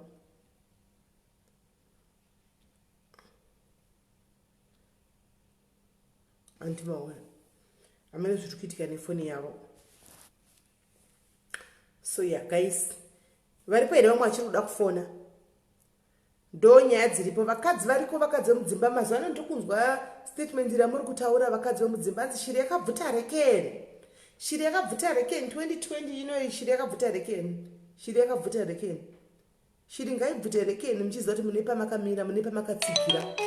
You have a call. Because chakunzi muchauya pashow pano. Hello, kola. Hello. Hi, who am I speaking to? Who do you want to speak to? I was calling for a show. Huh? Sis Melly show. Yes? This is not the number. Yeah, this is the number. You can speak what you want to speak.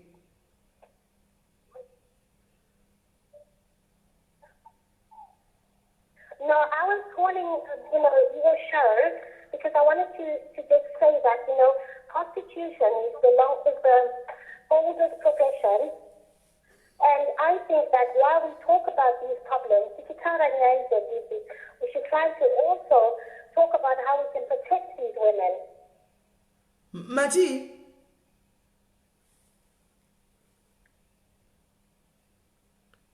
Mati call?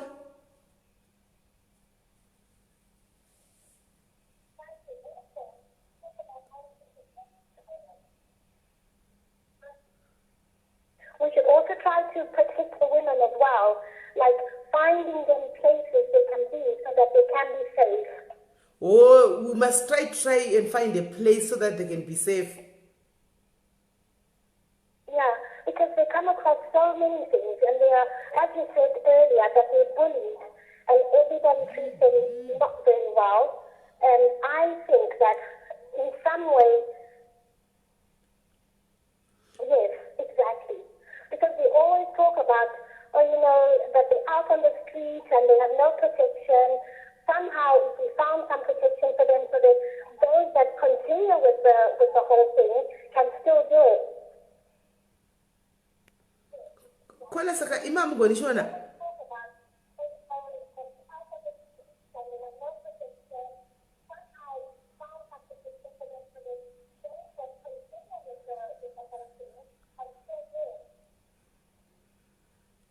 When they're not ready, because sometimes if they are not ready, if they're not ready to quit the profession, because this is a profession that will go on for years and it's been going on for years, so it will continue to go on. So if we can also talk about how do we protect the ones that are still in the profession. Okay, so Kola, do you have a house whereby we can put them?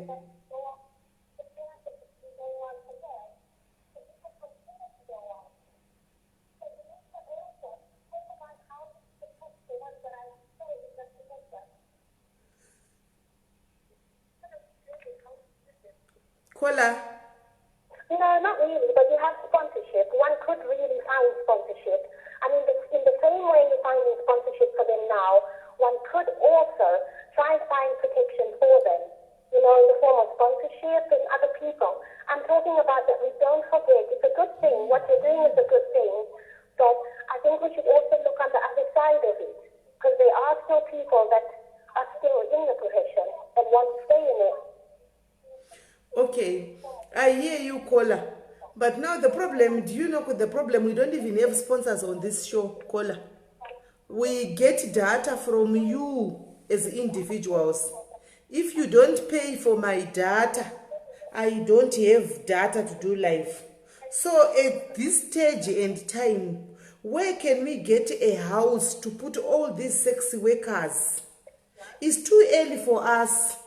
If maybe we can get companies that can help sponsor to help us by sponsoring this show, that's when we can try to say, okay, the show, it has grown up. Now let's find a safe house for these ladies. But as for now, we don't have Kola. Even you, tomorrow I will come and ask you for data for this show, because no one is sponsoring us. It's my people like Masimba and myself and Editeni and Brian Malon Kaswa who are just buying data just so that these shows can go on. We don't have sponsors.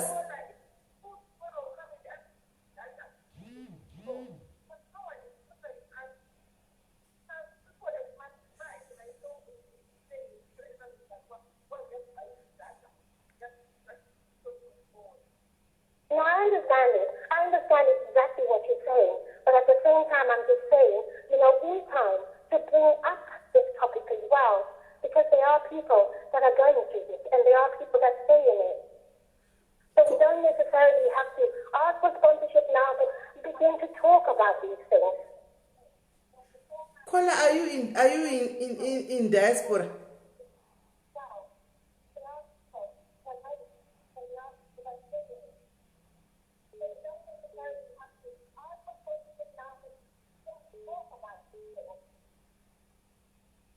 Are you in diaspora, Kola? Yes, I am. Can you please help us to so that we can help us with some finances so that we can get this program, to another level? Yes, I am. So you are going to help us?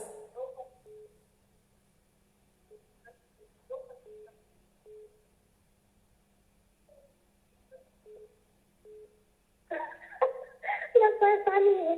I love you. And I love you too, Kola. I could. I mean, I don't know. I could try. Please try. But I just thought I would say, just have my piece or say what I feel. No, I hear you, Kola. The problem is we're too small, yeah? We try to grow up. We are still trying to grow up, Kola. We are still very small. So as much as we would like to have that safe house for these ladies, and to help them more, but as for now, we don't have even any sponsorship. We're just doing this for ourselves. I think you get my point.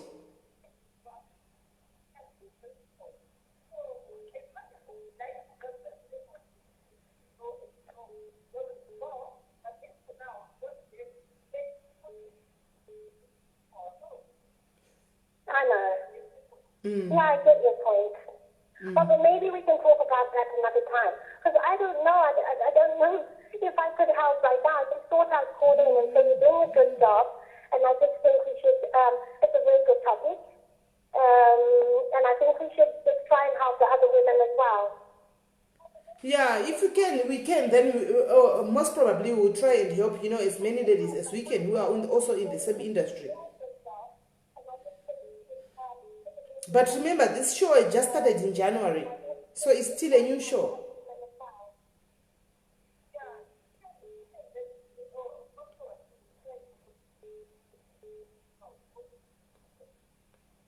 Yeah.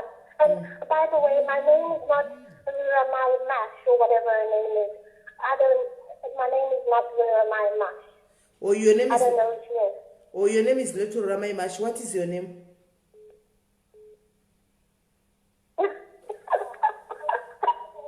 I am just your secret admirer.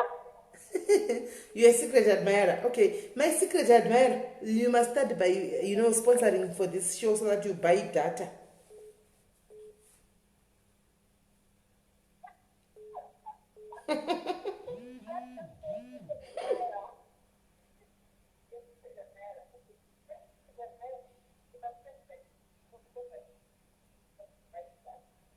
Yeah, but I don't have money. You don't have money, but Kola. I don't have money. I wish I did have money. So help us to find some sponsors, Kola.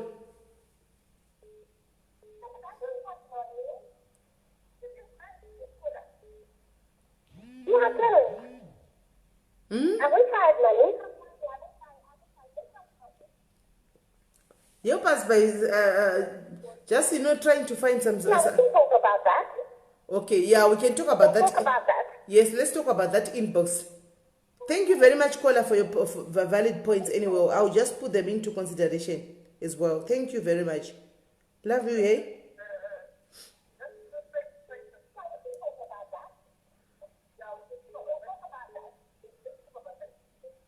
Okay.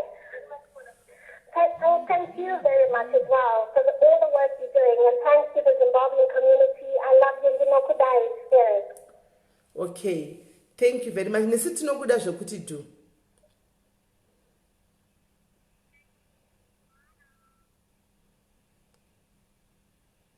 Hello? Hello? Hello? This is Melly. And Sis Melly, muri sei Kola? Murisei, Sis Melly. Ndiri right muri sei? Ndandapinzwa chando naKola vari panapa kuita kundipisa chaiko nechirungu chavo chaunga chintaurira panapa. Okay, just to kumrotaura like another reason I did it. I was the voice like Mahure Warukushanda Muma Street. Do you know what there are brothels out there? Brothels? Munaza kuna brothels there. Kuna brothels? Do you know that there are brothels? Okay. Hello? Hello, Tukunzwa, tell us more. Yes, kuna brothels out there. And the Maura Muna mostly Anoshanda Muma Street. One was in the Kubazara Marens Muma brothels. Okay. Yeah, the brothers out there, let's not put it in a bad way, Maure. Because there are brothers out there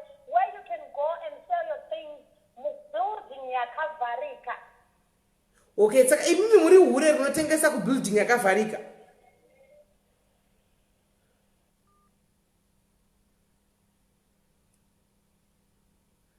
Kwela vaende pizvi. Kwela vati izvo. Hanzi ava vadi kubhadhara rendi kumabrothels. Kune kwaunokwanisa kutengesa muviri wako muri munzvimbo yakavharika. Saka tati kuda kuhwauya kola kuti vanoshandira here kunzvimbo dzinotengeswa muviri vachigara kumabrothels kunzvimbo dzakavharika idzi vabva vakurumidza kudonha. Sata yatso kunzwisisa. I hope vachafona futi kona. I hope vachafona futi.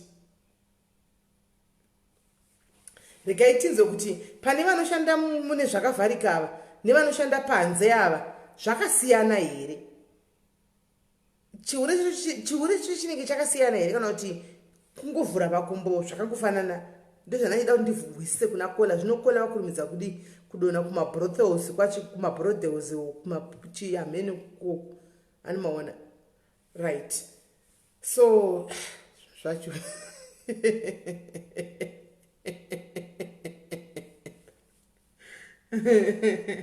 zvinamira musha. So right, pane vamoda kufona guys. Hanzi vari kubhadhara mari saka naichida kuisa kuti ivo Kola vanoshandira makavharika here tihwisise. Zvino Kola wabva kurumidza kudonha.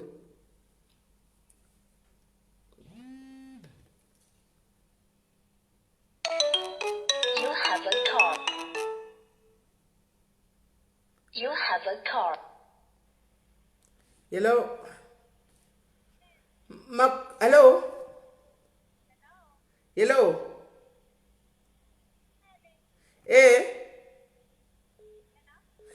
Wedzera volume.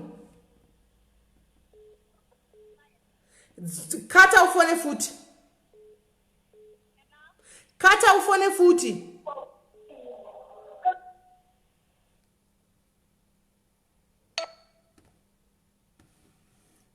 Hello. Hello, this is Melly. This is Melly. Ndeipi yako? Titangoyo tichingobata kunyedzi mahuri chichiri kuitika uko. Tatine show yemahure kana tichiti chinzo anonzi masex workers. Tichibvunzawo mabasa awo kuti atina sisi vangu vari pana vachitiudza zvavanosangana nazvo mustreet mabasa vanosangana nazvo. Saka pane vari kuti zvinenge chihure icho chinenge chakasiyana siyana class and category and things like that. Nokuti tatowa kuti kune vamwe vanogara arikutaura kuti chihure chakasiyana maklasi arikutaura chokwadi. Hanti munoziva kuti zvakafanira vanotengesa pamusika cheko. Kutori nevanotengesa musika kutori nevanototengesa vari veklasi zvakafanira chihure futi. Chihure ariko mahure eshara kune mahure eklasi but pegei futi hapana chinonzi chihure cheklasi when it comes kuchihure because isini inongobva pana uyu inongoenda pana uyu chese chihure like ndombokudza chinonzi hure sisimeendika chinonzi hure vaya vanotengesa vasi mahure aya masex workers like nini sex worker handisi hure iwori sex worker chine katimbofamba newe hatimbohwa yako iwewe nyaya iwori sex ndo vatanga tinavo panapa sex worker ndo vatanga tinavo sex worker panapa anonzi mahure amuri kutaura kuti anonzi mahure ayoka ndo vaive vanoda kunatsurudza chipambi nekunzwisisa vekuti mupenyu anobva pane mumwe boyfriend achienda pane mumwe kana kuti pane mumwe murume achipinda pane mumwe iyeye ndiye anonzi hure because ari izi kubata zvirwere nenyaya yekuti nhasi anoti ane boyfriend iyi nhasi ane boyfriend iyi wana anenge arambana neboyfriend iyoyo enda pachipeseka pamodera nemunhu pamunenda muchinoteswa sometimes unongopedzera makutongorora nekeveke nekunzwisisa aya yado anonzi mahure vari izi kubatira chirwere but kusex worker kuti ichoita bonde nemunhu inenge yakapfekedza kondomu mukunzwisisa. Alright, mira bato wakada mira ipapo chera hold on. Sex worker watanga tinaye pano antika ati iye pane macases ekuti pane client inoti ndine mari yakawanda handisi kuda condom saka ndichongomubvisa because nechida mari iyoyo hamoti unopati chiipapo izvozvo sisimeli handizvirambi zvinoenderana nenhamo yako zvishuwa zvinotoitika izvozvo pachifambi zvinotosanganikwa nazvo kutoti iwewe unenge uchida unenge une nhamo dzakuti sina kutomira mushinhu okofamba mari yakawanda zvakuenderana neutano hwakuti hwakamira sei. And to these days pambi dzakangwara anonzi ma6 week akangwara. Why? Because akangwara kudarika mahuri. Meaning kuti mapambi kwani mapirits anonzi mavhadha, prep provada rinonwiwa rekuti une 90% dzekusabatira chirwere. Muri kunzwisisa? Okay. 90% dzekusabatira chirwere une 10% dzekugona kubatira. Saka 90% yemahuri ari negative anomwa prep. Saka vanomwa prep vere manje prep yari yachinge iye ndikuti different yehuri. Mahuri anotya kuenda kuchipatara. Muti tatu 90% yemahuri havachitambiri kuti vanongwina asi mubhini wakanenge sinovarara nemunhu wani. But sex worker akati ngonaka kana kabundu pachinhu chake anenge achitomhanya kuchipatara. Kune chipatara chechechi organization yemahuri yemasex worker. But maambidzia dzinotoenera kuenda kuchipatara ichocho havatozive that tablet inonzi provada yekuti ukadana nemashuga dziki nemaboyfriend nyamurochinja muchipapane uchienda pane uyuruka kuti kune that tablet yekuti utoriwo wakadziviririka kuti hautobatiri chirwere. Understand? Very different sex worker nehuri. Okay.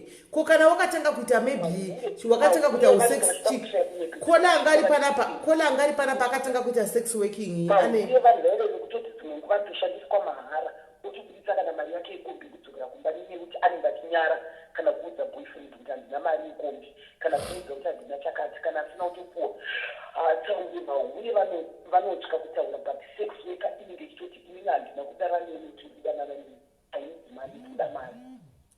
Okay. Saka uri kutaura kuti wo neprep iyi munhu atobati chigwere zvachose.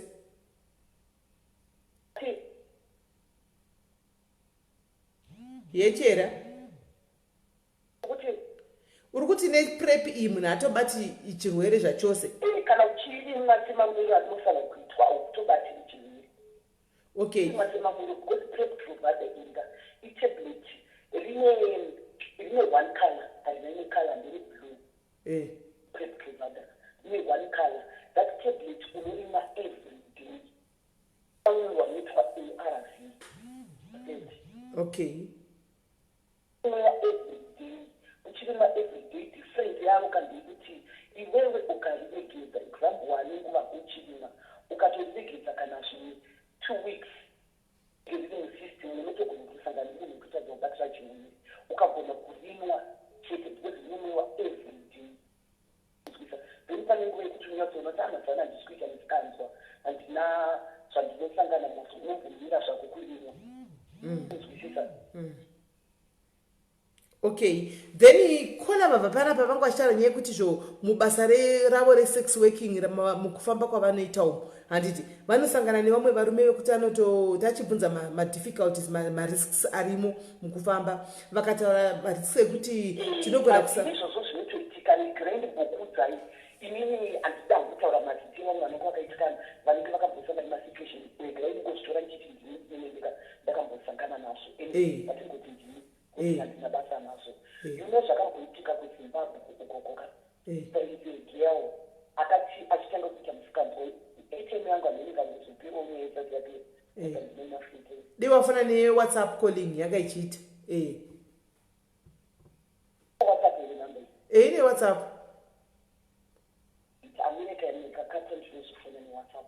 You see zvakamboitika girl ambotorwa zvinotoitika pakawandisa ma-difficulties anosangana nevasikana muchibasa ichichi anditi sometimes unogona kusangana nemboko especially tikutaura zvinosanganikwa nazvo inoita uri kuita cheklasi chisiri cheklasi ndobotanga tichitaura iya ndakamboona chitoitwa vamwe mahuri anozviteklasi ai airememba ndenda muclub sankai vasikana vakanga vachizvitirwa yanosvitiro mahuri eklasi mahuri aya anga akachena karikwa mabrasini akanaka mahuri aya akaodha mashampini aya mamoniti vakaodha mashampini anodhura biu rakasvika ku2.5 murume uyo yakabuda katari kuine2 katiza vasikana vee vakazarwa nebiu iroroka apo vasikana vangu vasina kana siri vakabatirwa mafoni vakaendeswa kumapurisa ine masituation atosangana nemuchiurikai.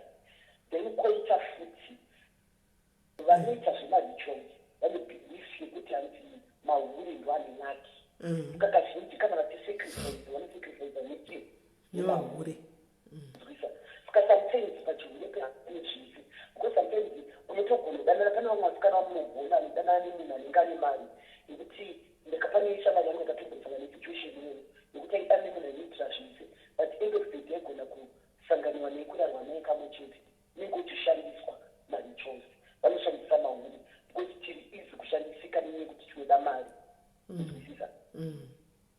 Number 2, remember the other girl akapiwa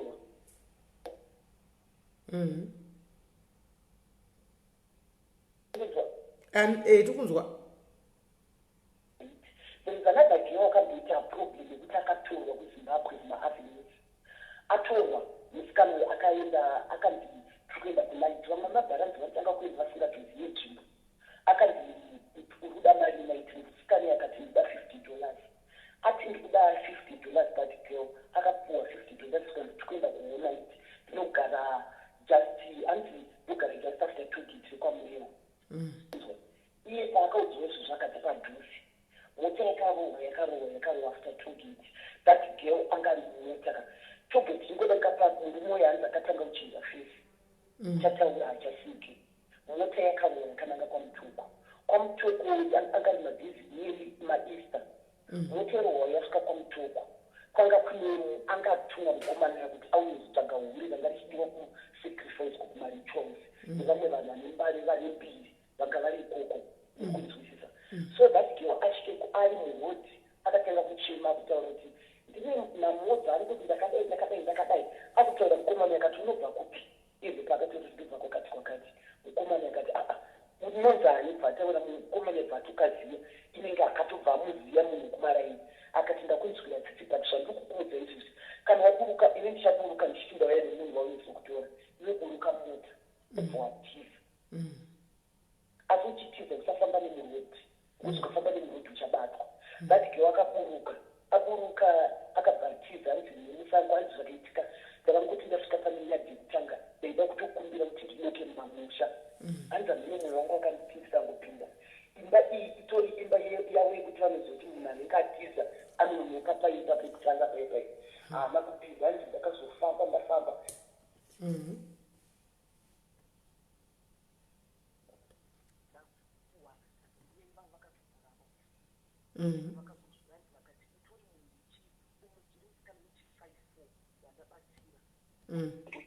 panotogara pachisacrifice vasika zvekutoti kana kusini usati wambobuda because mota dzichatendera dzichikutsvaga makusini because vanenge vachikatuchandikisa chidotcom riri kuitika that girl akaswera the whole day nguva yaive kumazuva ruvira ndipo akazomba hedi dzechikuru kuti abude anokwira makombi adzikire kuharare musikana iye akabva atoridza ine akabva atosiya chiuri because mwari akamupana tachanzi nekuti asiyi chiuri anditi mamwe masituation iwaya anosanganikwa nawo muchihure futi kuzimbabwe kwakanga kune anonzi blama 1 blama 1 uyu anga ane kagemu futi kekuti akatora vanhu blama 1 anongosvika okutora impavha inofamba nemadifferent cars blama 1 uyu anobva aingoti akatora musikana akapinda mumota anobva atesoribizi wake itwa netsodzi achikutora anoenda newe kusango onokukumura hembe dzese oita zvaanoda newe okuti ndidye chinhu changu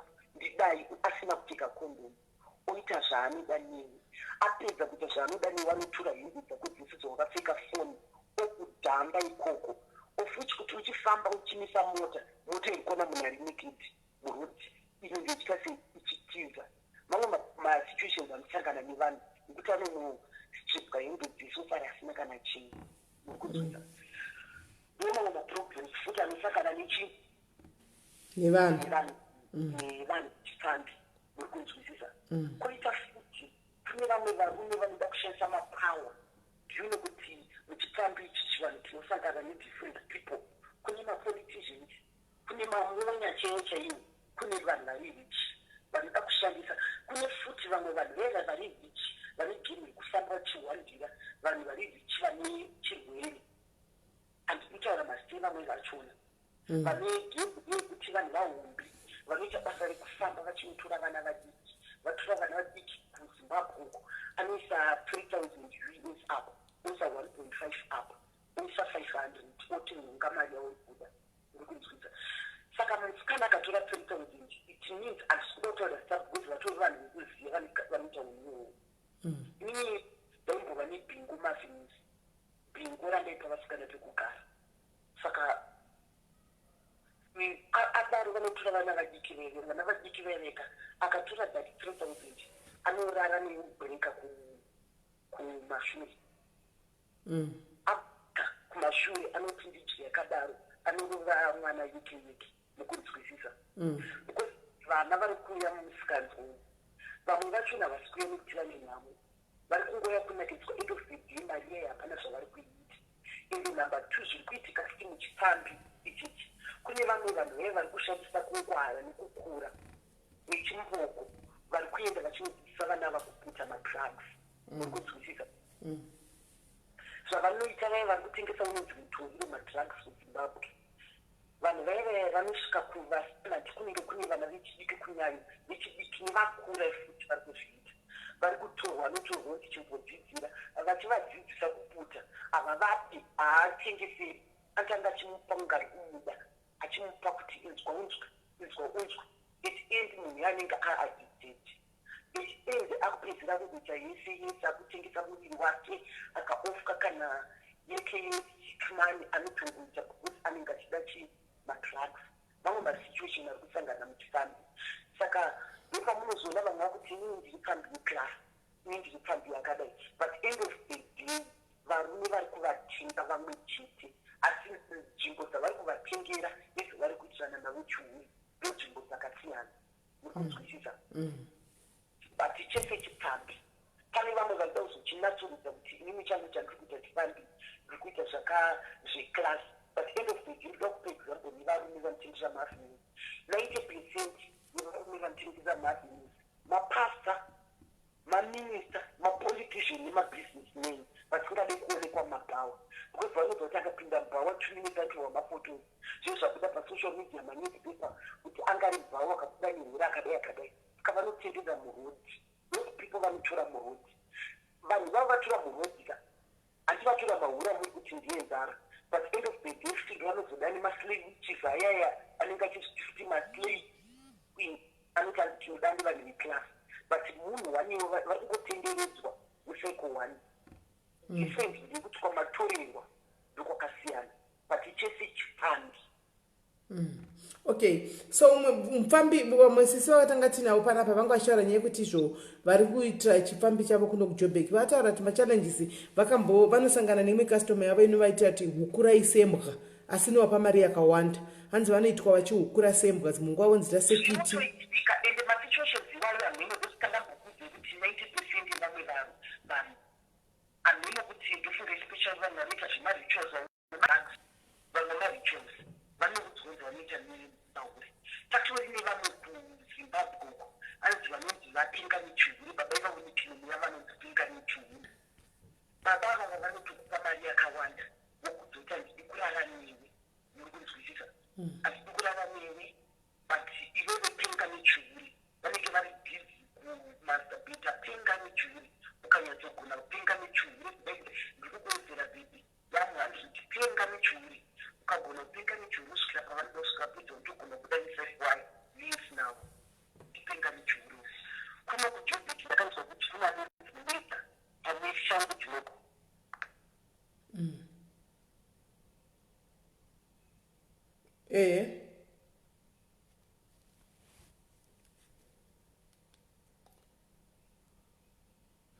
Foni yake yakati ndofunga airtime yake yapera, anga achiri kutitsanangurira zvinoitika mukati mechihuro kuti zvinofamba sei. Ndozvaanga ari kutsanangurira kuti mukati mechihuro mune zvakasiyana siyana, mune anonzi machichi, mune vanonzi machichi, mune vanoita zvakadai, mune vanoita zvakadai. Anga ari kutitsanangurira. Sino airtime yake I think yakata. Right. Okay.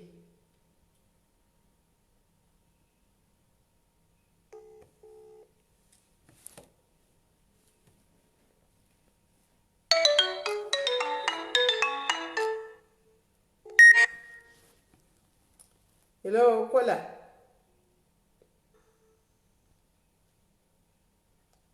Hello. Hello, Sis Melly. Okay, Ndikola mbodropa nditi. I'm back. all right. Okay, Sis Melly, inini kuti mutivhunze handiti kuti iwe unohura mubuilding it's hard kuti yes. All right. Yes, you are doing it but it's hard. Platform takuziwa nezvayo kare handiti. And here we are bringing my information kuti muziwe zviri kuitika. Ndizvozvo. Nekubatsirikana in different ways. Saka tamboti kune mabrothers kasisimene. Mabrothers, Mabrothers angatitaura nezvawo. You go there, you pay your rent. Pane amwe mabhazi ekuti awatobviri vanhu vati kurei. In those kind of bars. Vanokupa a certain age limit kuti totora vanhu vakadai. And it's 18 years and above. Mabrothers. Okay. Toita our wekumastreet. Wekumastreet, do you know why my stories are asinganyanyi kupublisha that much? We hear about them. Just because one of the they are brothers. Why are they not coming to brothers? Because what is stingy, they don't have security. I was good what battery rent. So it's better for them to wind up kuno hura pa road, which is a very dangerous thing. All right. So it's a makana mayangari kubata ma politicians what. Apana politician inopinda mubawa. Murukwana zino zandutaura. Tine wasikana wari pa Instagram. All right. Tine wasikana wari pa ma WeChat. All right. Pane wasikana watinotoziwa wamunotoziwa ini muZimbabwe. Those girls who are well known. Wanotorwa wonzi uchauye nefoni, uchauye necamera. We are going to a certain place. We'll use my photographer. If you want to take pictures, you can take pictures.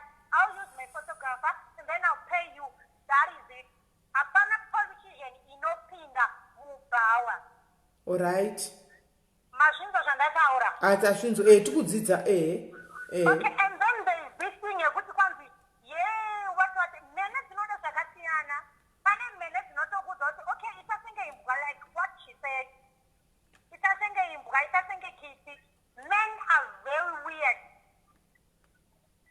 Men are very weird in bedroom issues. And then there's this thing yekuti kana une mene yako handiti. Kana uri mubrothel or kana wakazisa pa Instagram or pa WeChat, whatever app that you'll be using. Unenge utori security. There is no way mene angakutora yoenda newe kupi and do those things. Zvinhu zvavo zvakasara, chihure chakasara chiya. We are tati mumwe century ngatitaure chokwadi. All right. And pana mwari kunyepedzera kudzungara vachiti kupi. All these men they know brothers. Hapana murume asingazivi mabrothels. Okay. Kuharara riko mabrothels. But those brothels are hidden. Anozikana certain people. Here in Joburg, we can't even name them. There are too many. Yeah, I think I've done my part in the case. Okay, so uri kutaura kuti vari mustreet vari too vulnerable because havadi kubhadhara mari pakuti vagare mabrothels because vari kuda kuita zvinhu zvemahara. Yeah, they don't want to pay money. Saka kumabrothels uku kunobhadharwa mari per day kana per month? I don't know about that, but I was just telling you how it is, Sis Melly. Okay. Yeah, ndingokuudza izvo handinoziva. Like what I know. All right. Yeah, okay. ukanesiti kohura murodhi. Unongona mota flat and then you go there running. As it makes sense because at the end of the day, hausikuzwa kuti mumota munani, mubhutsi munani. So you just expect anything. Kana kuri kurepwa you rape. Kana kuri kutora mapictures you tora mapictures. And then whereby mubrothel, munhu kana utora mapictures you can send. Kana mwana utogona odila nemunhu munodileta mapictures ake. That's musenjire kuti kwanza vanhu vanohura mustreet. Yeah, I think I'm done. Thank you very much, Kola. That century. Thank you very much Kola for telling us kuti zvakadarika zviya zvakave nezvinyuwani mazuva ano. Yes, patone zvinyuwani. Technology. Technology is going. Pane ma-app akawanda Sismeli. Ma-WhatsApp chaiwo aripo echihuraya. There's nothing called kwanzi kuhura mu-street. Okay. Yeah. All right. All right, at least tiri kunzwisa tiri kudzidza. Thank you very much Kola waita hako. Tatenda ne-platform tringoda kuti vanhu vachanyepedzere kuzungaira. On comments muchanyepedzere kuzungaira senge musingazi ma-brothers. You guys, you know brothers, because makapinda ma-brothers. Let's say ari ku-Cape Town, ari ku-Joburg, ari ku-Durban. You'll be surprised, Sismeli, because there are millions of men who are pegged to ma-brothers. They are very pegged. And when my phone wants to pay the school, I'm going to run now. Mukura now. There you go. You have said it at last. There's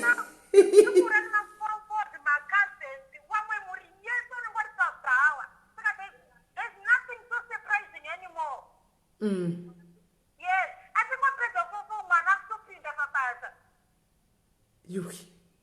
And when you don't say it could be my ure ane take account my ure ane that no. I'm a my ure Victoria Mare to kona kuto badara ma doctor. Kubadara ma doctor. Toto kona kubadara ma doctor. Toto kona kuto waka zimba. Pane umwe kuto waka 3-4. All right. Nikugara ma bro. I think you stay in Midwest. You think Midwest? No, Rustenburg. If you go to Royal. No, I don't stay. No, I don't stay in Joburg. Okay, if you go to Royal Park. Royal Park Joburg. Royal Park is in Joburg, yes. Okay. Makatarisa moto dzakapakwa ipapo. Ndedzemahure. Adzisi dzemhene chete. Okay. Go to Summit. Motarisa parking area. Adzisi dzemhene ndedzemahure. We Okay. are actually living and chihure chiri kutonakidza tiri kutochida. And they don't even ask us kuti tiri kuhurirei. Tiri kungoda mari. Tora bag uende. Okay. It's tora bag uende. Tora Mari United. Tora mari United uende. Ndapedza Sismeli. Thank you very much Kola, but waramba kutudza kuti ma prizes ku brother wakamira sei? Pamapaiza handizivi because munhu nemunhu ane chinhu chake. Okay. Ini ndakangoda kuti yangu nhasi isi 200 rand kana 100 rand, that's me. Okay. And pacomment section uchakungoti kana wakangotsenga bete re50 rand pane bete risiri re1000 umwana togona kukuchaja 1000 rand. Unochuza kuti unoda zvipi uye uri pabrodo yakaita sei. Okay. Kapedza here Sismeli. Tadzidza wena. Thank you very much. No, vanhu vanonyepedzera uzungairo vachiziva chokwadi ndozvinhu zvinorwadza. Aiwa, sure titoti pamukuda ndosishwe ndo information izvi. Uzungaire vanhu ngavanatsokuita open. You right Kola, vanhu ngavaite open kwenda kuda kudzungaira muimba yeround. Ndinozoenda today ndakaona muningi wangu ari kunetseka ari kuroha nyora achisiya achiroha nyora achisiya. At the end of the day I'm gonna recruit her. That is sir, we have to tell her back. Just teach her something which is more useful. Because uchaenda kuna umwe mukomana atakudza ndokuda 2 months zvavharana. Woenda kuna umwe 2 months zvavharana. Ari kupera ndiani? Diwe. Saka why can't we do something useful with those things? Of course I know it's a sin somewhere somehow, but why can't we do useful things with those things? Imba dziri kumira inga wani. Wana tiri kuchengeta inga wani. Vari kutororwa muchihure chacho inga wani. Vari kutsvaka inga wani. So let's not zungaira pacomment section muchita senge musiri kuziva zviri kuitika. comment section yao mwacho ndo vanenge vachitongoinda kuko kunotenga kuko kwawataura uko. You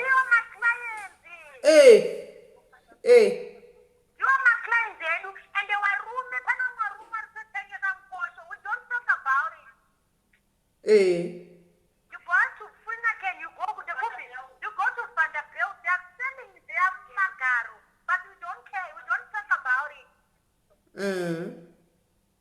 That's the thing, it's not all about judging. Yeah, So true. Okay, your situation in Ripo, what is useful? Watengwa, and I go road. Wosa kana usingatengi unoenda kurodi. Mostly I think the one was in that Tengwa no Ramu road. All right. Personally, the original market. Pane one or don't see one market of a town. Foreign Mari Uyenge, that market of a town. All right.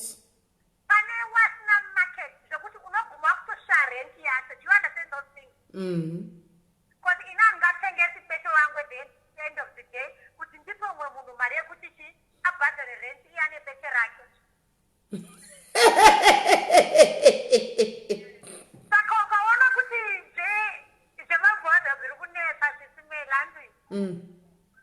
You can go out there.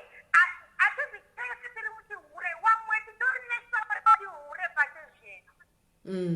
This story, ma, we don't national. What the question? I don't know about the story.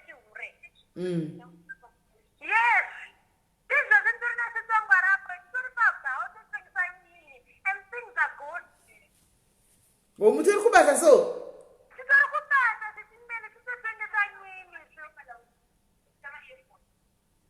Okay, hanzi sama earphones na sisi venyu. Aya mina mumuze sorry naye. You know. Hello ko sisi makadiko sisi. Sis Melly. Tiribo. Tanza watu muri pabasa tisuku disturb here. Ani wacha chaisa na utumbo zorora. All right. Okay. Hey.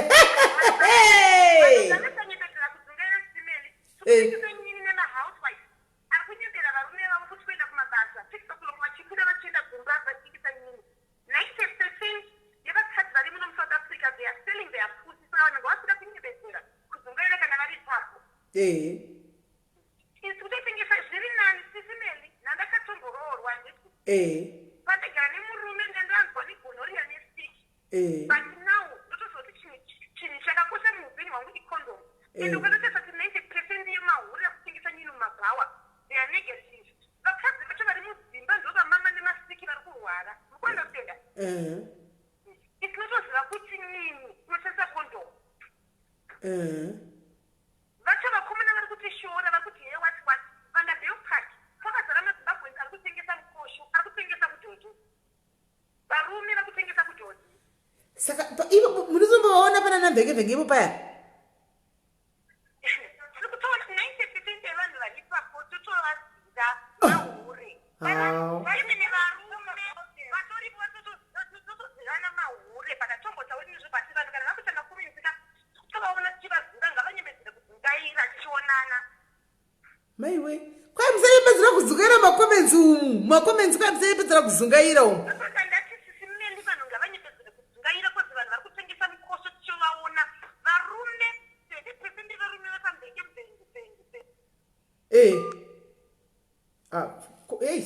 ATM yavo yafona. ATM yavo yafona ndinga vashape kutenga vari pabasa.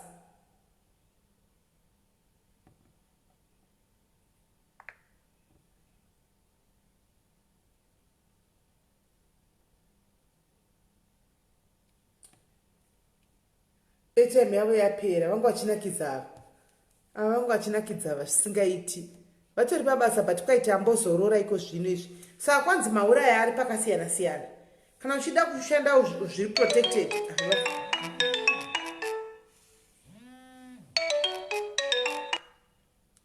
Hello kola. Hello. Ndikukunzwa mbijani wedzera volume mbijani. Okay. Yeah, takunzwa. Okay. I just wanted to make a comment about these people who are doing this job. To be honest, I don't think any of them need help with money because they've already started a certain lifestyle. And then if you give them money, then they're still going to go back to their jobs. So what they need help with is counseling to get them out of the situation that they're already in. And they have to come up with a plan. They have to come up with a plan of how they're going to get out of this first and what they're going to do afterwards. Don't laugh, Sis Melly.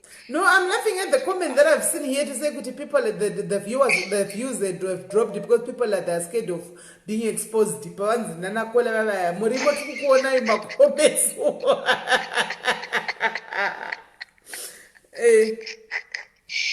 It's people from Cape Town. They seem to be the popular ones. Anyway, so I think that's what they need. They need someone who can counsel them, and then they have to come up with a plan of how they're going to get out of the situation. And then afterwards, that's when people can come in with contributions if they've come up with like job ideas, like this one who wanted to sell bread or whatever by the corner. Then I think that's when people can come in, but not now. We can't contribute now. They first have to have counseling to come out of this chihure situation. Thank you, Sis Melly. Powerful. Thank you very much. I think that's valid, eh? I think that's very valid. Thank you very much. Evidence number iripo pa WhatsApp, iripo pa WhatsApp number iripo pa WhatsApp. Wamara kufona ni WhatsApp one. Ma WhatsApp calling yesai. Ma WhatsApp calling yesai. Mira tikutsvage tikufonere. Uri kuti hapana number iyi. Ikati kufonere. Hanzi na evidence hapana number. Anenge atora jinja rekuda kutaura.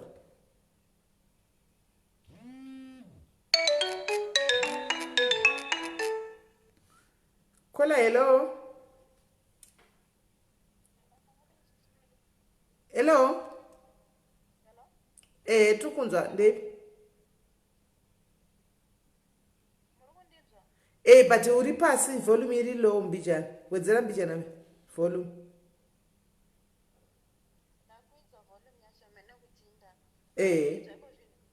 Zvana nazvo.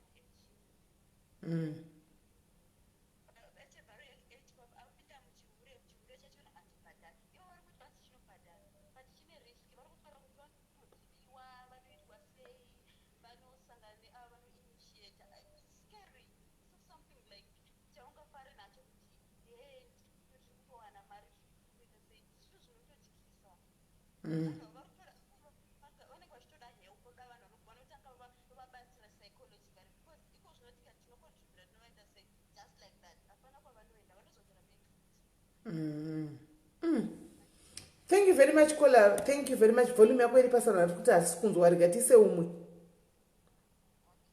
All right.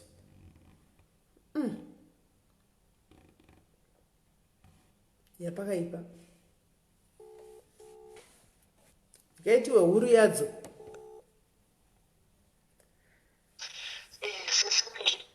Chera. Hausi pabasa here iwe? Aiwa, mazoni ndiri kuzoshanda ndichibika pachirungu. All right.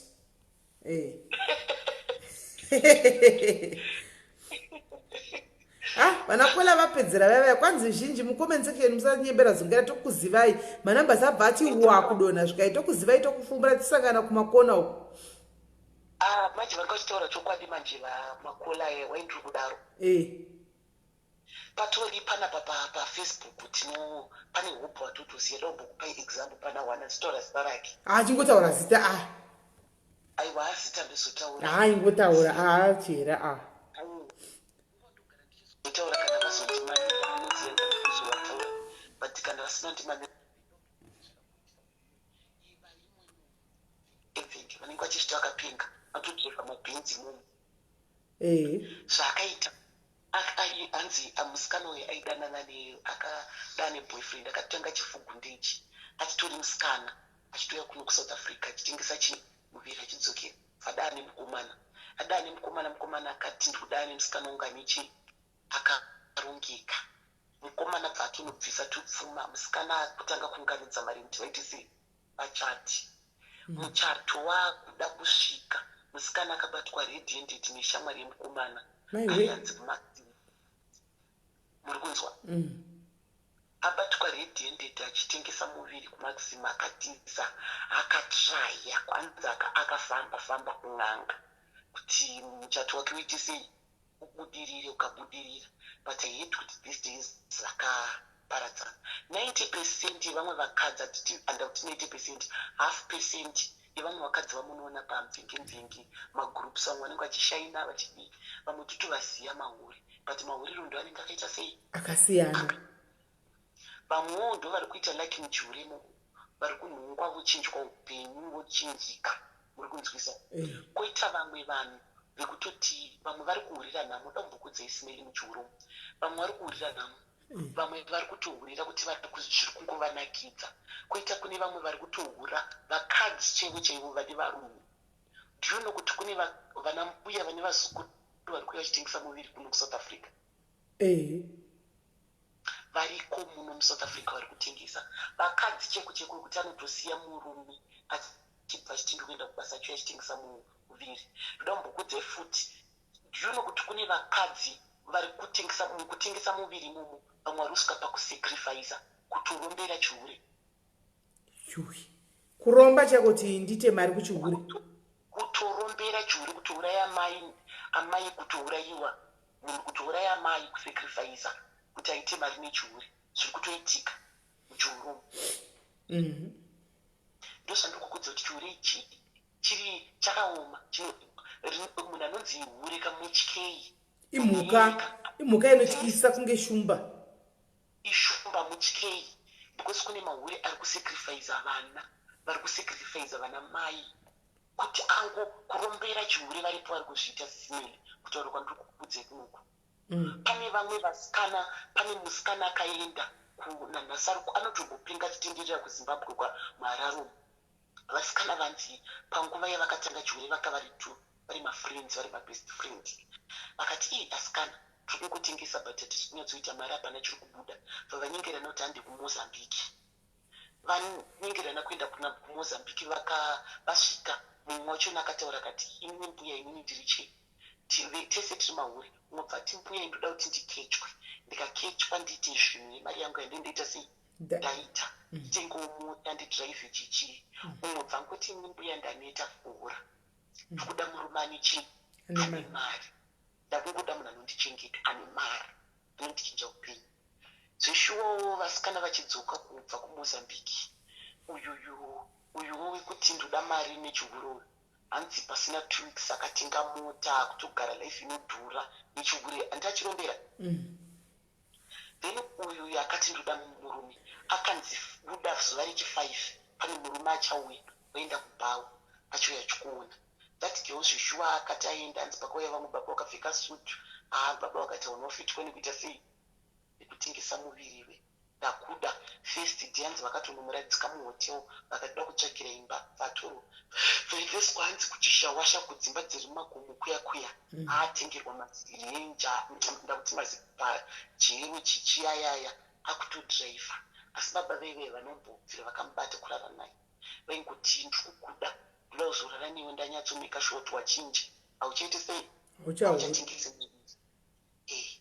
Hanzi musikana uyu aona mwedzi dha baba vari kumuitira zvisa kutodhiraivha achitoshamisira maprado baba vavana zvavari kumuitira 2 months 3 months akati yuhwi aimbova nekabhenteni kakewo kamukomana akaidanana nako kaitambura nditi vachiri mahuri enhamo ndobva atora mukomana uyo bva amutsvagira nzi bachelor flat mutauni amutsvagira bachelor flat musikana uyo atsvagira mukomana akatenga zvisimba imomo aiti akangoenda mumba kwemukomana uya kugabachela kutiregereitira retese padhopa inopa gugugugu ovhura wana baba vaya vauya nai bhebhi nezvisi zvandokuitira izvi ndo zvaurifunga undiitira musikana unzi handikumba bhebhi upinda mumota voenda nababa vaya kumba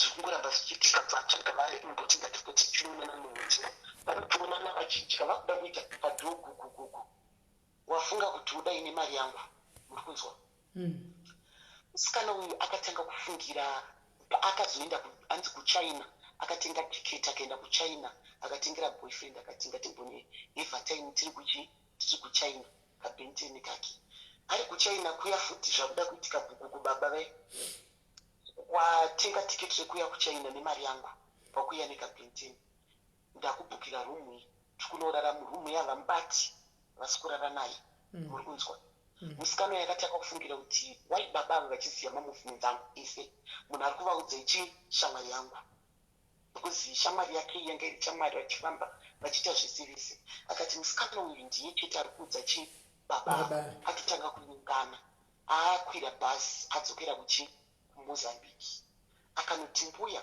ndakauya ndikati ndoda murume ende zvichiwa murume ndakamuita sei ndakamuwana asi kubva pandakaisanga nemurume wangu asati akamborara neni handibati asi ndakabva ndadzokera nounichi nekamukomana kandaidano kasina mari saka ndandanguti peti pandodaurara naye baba vari kurekana vasvika saka ndichazivi kuti ndisaura wangu uyu ari kuita sei ari kuudza murume kana kuti mbuya vakati nei musukurupu wakauya kunoku wakataura kuti kuda murume akadii iwo kangoti kuda murume ane mari uchipinwa kuti uchinji uchichengetwa nemurume ane mari murume uyu anga akafa ive bhizinesi mene watakamudza ungakatoromba panapo kuno kumozambiki uko musikana achidaro zvakabva zvamurovesa nehana akabva kwambuya achikwira bhazi achisvika akati adzokere kakuningirikini kushawasharukwa naimbe igoma hapana kana chinhu patongori pamhepo hapana kana imba nanhasi musikana yanopenga yowe muri kuona mamwe masituations anosanganwa muchihure umu saka zvandikukodze kuti chihure ichi chisisimeli kamakasti mahure masoja mahure they can do anything muchihure kune mahure vanoisana acid kuisirana sisimeli muzoti chihure chiri especially chekuno kusouth africa chiri fani chinondinakidza waiti kuti chinondinakidza munhu anenge achitohura achitengesa muvirika anenge atori nemunhu anotonzi murume wake muri kunzwa anenge achitoziva kuti ari kuita nezvinhu achitouya achitomutora basi achitonzi murume wanyengu yakagara pakona bhebhi riya rototengera murume wacho mabhaketi redoro rotoiswa pakona achitonzi murume wangu achitopedza achitorana isusu tinoziva kuti palaivi pachivanhu chedu chekuzimbabwe hazviiti murume akakwana kana murume anokuda handifunga kuti angabotolarate kuti warara nevarume kana kuti 20 muri kunzwisisa uti anokuda murume wangu zvese zviri kuitika muchihure vanhu vari kusvika pakudirana asidi nenyaya yechihure muchihure muri kunzwa mahure ari kutoroyana nenyaya yechihure kuuraya vana amai kudii sisimeli handinombokuyepera yechihure ichika chakaoma musafa makambonyeperwa vanhu vanoda kunatsurudza chihure kuti chitonge chinhu chiri easy its not easy kurara nemurume usingadi muri kunzwisisa kuti for the sake of money its not easy munhu anenge achinhuhwa vamwe vanhu vanenge umwe munhu hapana zvinozikamwa zvekutoti vamwe vacho unotonzwira vari kukadzawo tsitsi kutoti yasikana utovabvunza mune mukadzi sonzi tongoto andosaka vachizogura kunge vana mai vanodzimai mikore yekubatwa nemunhu murunzwisa zvese zvitosangana nazvo muchihure but zvese zvekuda kunyepera kunge chihure chinonakidza musafa makanyeperwa simeni chihure hachinakidze at all hachinakidze kumunhu akakwana chihure hachinakidze chihure chinotoitirwa nhamo like right now taurwa tiri kuita especially kuzimbabwe kuva nevana vari kuhura vane ma12 years vane ma13 years ma14 years vana veve nenyekuti mamwe mahure vari kuti chihure chekunakidza veve vari kuhura for fun vari kuzvara vana vachisiya vana vasina kana future vari kusiya vana vasina kana pekuita pane hure rekuchitungisa rakafa rikasiya mwana angane ibofu mwana iye anomira kumavhenisi achitengesa muviri pane mukomana kuchiita basa rekutunga ari kutomuda anenge achimubatsira kumira parodhi akamuchengetedza end of the day otora mari yemusikana ari kutochengeterwa nemusikana ibofu zviri kubvira papi pakunakidzwa nechihure muchitora ngechihure chinonakidza end of the day uri kusiya vana vasina future vana vaya nenyoti hapana munhu anenge achivada waihura uchidya mari yako hapana mumwe munhu achazoda kuchengetera mwana iwe waitadza kuita zvine project nelife yako zvine production neupenyu hwako vana vaitasara chisafa tikuona vana vari kuhura vane ma13 14 years Melly 15 years vana vadiki vamwe vachona vakutongorarirwa kuti vari kuda chikafu ari kuda kuwana plate yesadza yekuisa saka musafa makanyeperwa kunzi anzi 90% yemahure hapana vamwe vatodi chihure ichi vari kuita because of situation vamwe vakatopinda muchihure nemasituation muri kunzwisa Melly but vanhu vamwe nevamwe vane maonero avanoita vamwe vanhu varipo vanodzikisira mahure kuti ndakavenga hure muupenyu hwangu but end of the day tinozovaona pane vamwe vanhu vatitombofungira muupenyu hwekuti hatifunge kuti vanofumuka vachihura but right now tikuvaona vachingohura kunzwisa vamwe vari kutohurira mudzimba imomo but mahuriro ndanenge akaita sei akasiyana kunzwisa saka pane point yayataura vakola mbufoni akataura kuti vanhu vaya vari kuda counseling it's true but havasi vese vamunogona kukansela because vamwe vachona they are into drugs kunzwisisa vari mudrug kuda kunyepedzera mukansela unotorohwa unototukwa zvokuti unonyara understand because anenge achitoti upenyu hwangu huri right hure chandiri kutoita kwandiri chiri right kune vamwe zveshuwa vari kuzviitira nhamo nekutoti vaive vakatowana help zveshuwa vanotobatsirika ndosaka munogona muchihure momoka mutori nevamwe vakadzi vari kutotorwa vachitodzikama vasingatozodzoki kuchihure because zvavanenge vachihurira vane maambition akasiyana muchihure mukunzwisisa plus masituations anosanganiwa namo muchihure mamwe umwe andotanga chihure achifungidzira kuti ndichagara ndirimo but vane mamwe masituations ekuti vanhu vanosangana nawo osvika pakuti apa ndayambutswa nedenga apa anozotongochisiya hapana munhu ada kufa ari hure hakuna musafa makanyeperwa munhu ane 5 dzinodhonzi 5 dzinokakata hapana munhu anoda kufa ari hure asina chinhu chinobudirira muupenyu muri kunzwisisa saka I think ini ndo zvandogona kungotaurawo zvandinongosiye mune zvamunoda kubvunzwa here ndinoda here so far hatichina nokuti tambobvunza kukola vekutanga vauya panapa ungati guest vambotisanangura kuti atiri 900 kapanapa vanazonzi vazongodonha pavanzwa kuti tokufumurai vanhu vakadonha ndaseka vediwe saka munhu angati uya vasikana vaya vatotaura chokwadi 90% vasikana vamwe vakadzi vamunoona vachizvida because ipo pano pafacebook panapa vamwe vari kutenga mastendi vari kutenga dzimba uri kunzwisa zvakuenderana nenhamo nemawanira uri kuita mari muchihure amuzoti muchihure vanhu mumwe nemumwe hatimunana zvakafane life vanhu vanotengesa madomasi vese vari panzvimbo 1 pane mumwe anotengerwa madomasi kudarika mumwe koita mumwe munhu kuti madomasi akaatengwe anenge but mari yake shoma yaanowana iyoyo anoita musoro nayo uri kunzwisisa saka muchihure ipapa tinotovaziva vamwe vacho muchiri kueka pepe panozotomboitika mamwe makuhwa especially vanozviti girls the toners tichivaziya tinovaziya kuti vanenge vachiti girls the toners vanofamba nemajagwa but kwazvinenge zvakabva kuchihure asi kana vakuya pana panenge vachida kuonererwa vachizvita kunge vane life iri so special vachidzikisira vanhu but vatongore majoki vasitosi majoki vashoma varipo vasiri but kune mahura atotoziyapo anotoshamisira kana macomment section mamwe achitotitukirira achitodi titongozika zviro patenge tichingoti hatina reason yekuvatanisha image dzavo titakamira nguva yekuti vambotidenda tozozvibuditsa hey hanzi naLeslie isu hedu mahure tiri kunzwa naKimpu naChilligirl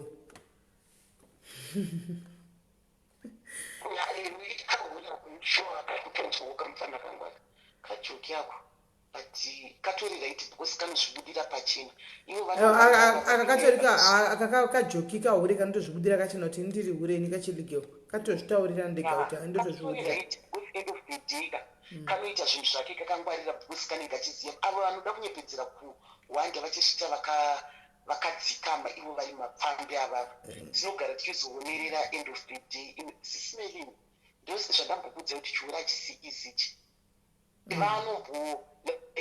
pane yakatomboitika kafuti mukadzi aibva kuzimbabwe kachiuya kuno kusouth africa achitengesa chimuviri akatovaka imba uko kuzimbabwe uko avaka imba ndida kutaura mastevan vacho avaka imba achidiya ive nemurume then achitamba neshamwari anonzi mukadzi aigara paupro in hotel mujoburg anzi achigara ikoko then mukadzi uye shamwari yemukadzi yakabva yemuudza zvezviti vanetsana kana kuti shanji yekuti ione kuchitiwo zvinhu nemusoro nemari yako asaura wako ubva vaita sevorwadziwa ndobva vaudza murume kuti mukadzi wako ari kuhura kana kunyepa shamwari bva itotumira murume uyo yachi mari yebhasi uri kunzwa murume akatopira bhasi akatouya kusouth africa akanotambirwa neshamwari akapinzwa paibrain kuona mukadzi wake akapfeka chino chimamanda emir ari kutotengesa muviri murume akabva azvisungirira akafa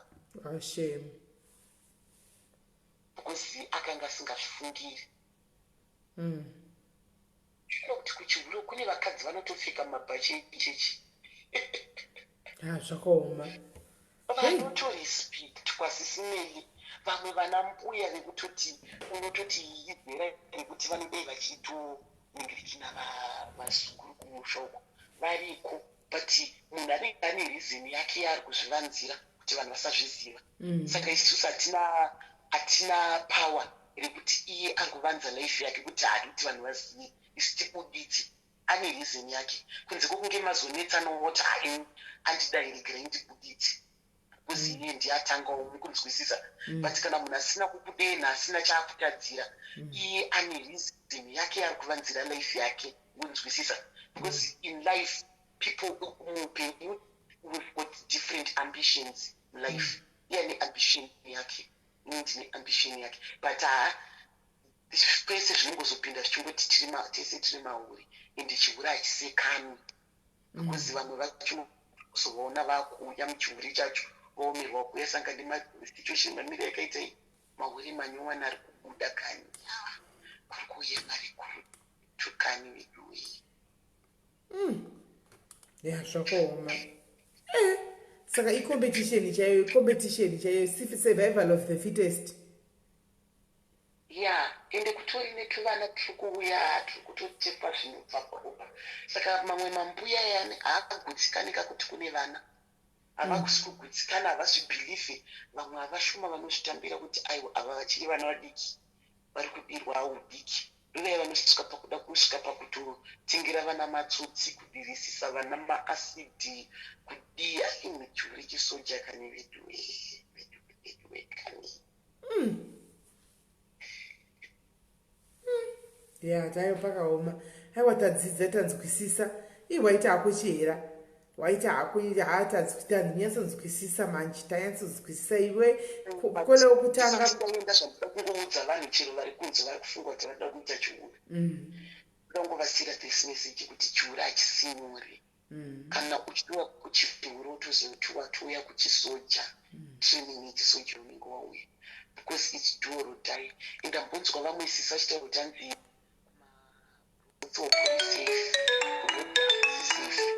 chihure chihure hachisisi brutho kuri vakadzi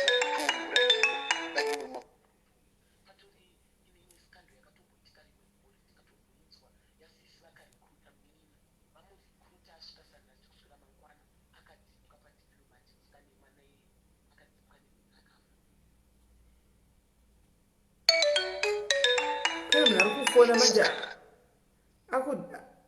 akuovharaidha chera panapa ndinoda kungosiya ndekuti vanhu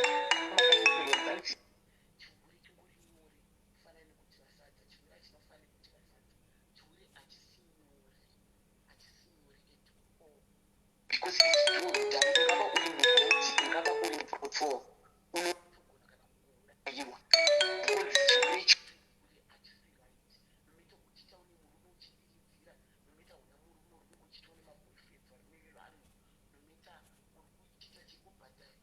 because chirwere chese chinokwirwa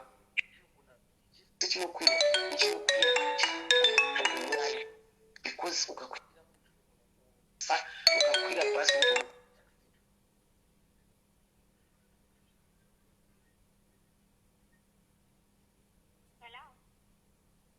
taura ikona marava muchingofona tichingokata muchingofona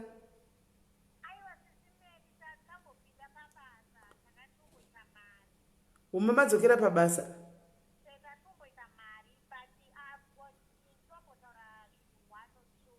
alright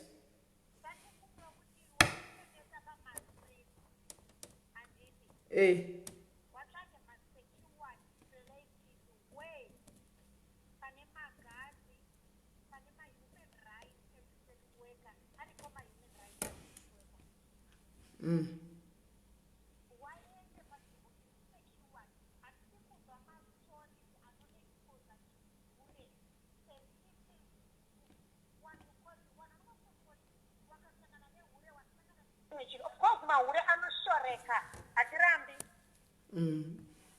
But atikuda kuti watione in that way because atizithethe. Yes. Saka ngavake panzvimbo iri secure.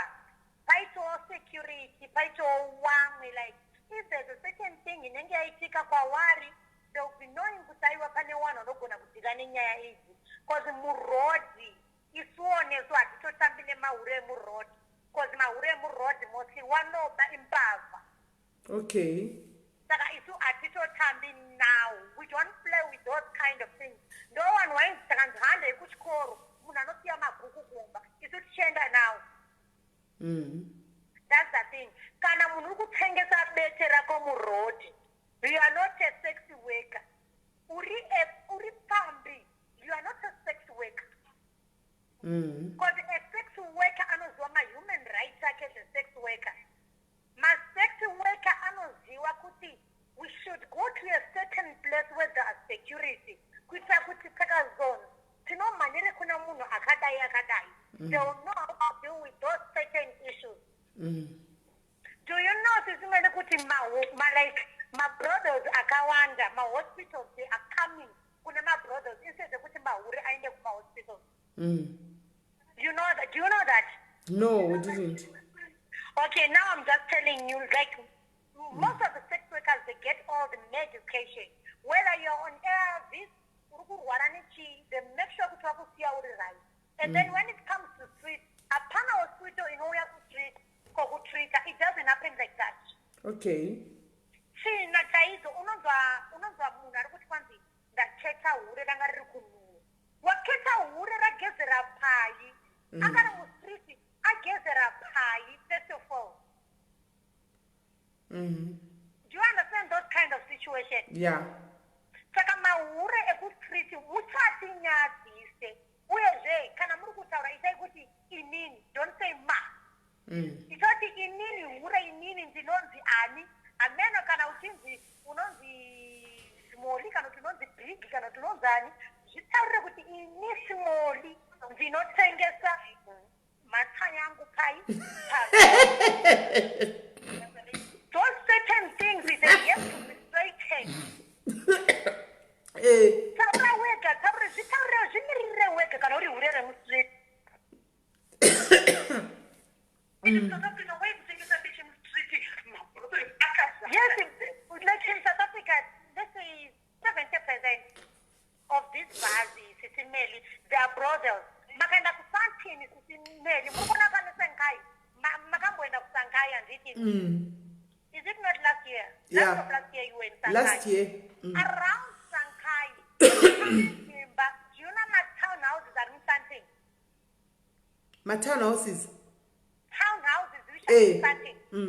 My students, my students, are in something. They are selling pussy. but we don't talk about it because it's none of one's business. Umwe neumwe ari kutsvaga raramo yake. Do we understand each other? And the comment section, kunyange wakati voice rangu wari recognize, hazitsvagi inini because my salary doesn't come from you. Iwewe pa comment section just know kuti shamwari yako mamu wako kana kuti ani mahure. I've read mapost akawanda like kune cousins, venge Thomas Kijanje. Pane mapost akatombobuda achinzi kana ana mai wedu waiti vari kuenda kunotengesa madhoiri. Do you understand those kind of things? Apana mai akakwana angakudoti kwanzi tikuenda kunotengesa mata. Do you understand those things? It's heartbreaking. Most isu takatosvika kuma university Sis Melly. Kuma university takasvika. But there are certain things you're going to, okay, once you go to university, you have done so and bachelor. There's nothing working out in Zimbabwe. You come here, but try to get a connection. I will not a connection. We have to try 1 2 1 2. The corner change it, that's what I do. But I'll make sure I'm using the right thing with the right job. Can I look when I'm going to tonga, no tonga and jega. Dini ndega ndo pisa kuti kugehena. Do you understand those certain things? Chero mai wangu aji, chero mwana wangu aji. Inde chime chiri kutisekesa ka. Ndichikuti 90% ndivakana vari kukomenta tutozivana mahure. Vati vanhu vepretendi vachiseka like zifi iwa avasiso zvavaoita but tese tikutengesa mata. Amwe maretired Sis Melly, we don't even talk about them. Pane vamwe vakadzi vototoziva paFacebook. Retired bitches. Watakatongo tichosvika pachihure chiwadedera kudai. We do respect them. Kwavari and everything, we do respect them. Because we are not here to name shame. Atizone masavage. Kuze chokwadi Sis Melly anditi. Muri kunatsa group remiri. Munhu wandochenesa ndini chete. The rest mahure and kuchenesa ndini Sis Melly. The rest is mahure. Mahure now. Tikaenda nini kunonzi kuvhanda bhokati. Mazimba ariko Sis Melly varume vari kutengesa kudhoti. Vatinotoona kumvenge vachikomenta vachituka vanhu vachitini but tinotoziva kuti iri timu iri ndere pavhanda bheu vari kutengesa kushuri. Tinenge tingoti itimu retonari. Timu rinenge timbana timu retonari. Usiku vanenge vachiruwa kumukosho kuna vamwe varume.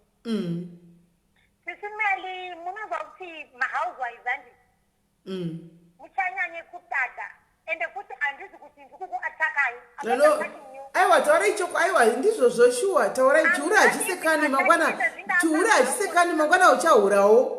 Sis Melly ndabuda mubhawa ndapa bhako. Ndikunatsogona view yese. Ndakunatsokutaura zvinhu zviripo. Muri kuona mahousewives. Murume wako kana achibuda masena achiti ari kuenda kubasa. Make sure kuti unozwa zvaari kuita life. Because at the end of the day iwe uchada kutiseka pacomment section isisi mahura murume wako ari kutengesa mukosho kuti asitijowana. Shit. Pano Sis Melly ngavazive kubasa kuri kushanda varume vavo. Because mazimba akazara kuvhanda bheu anotokudza kuti ndatosiya mukadzi kumba asitoti murume wangu aenda kubasa vachisviwa kumukosho. Ana baba tatenda ana baba blessing. And this is the mnazochi. Murume akasangana naye kuna na Santina ndi.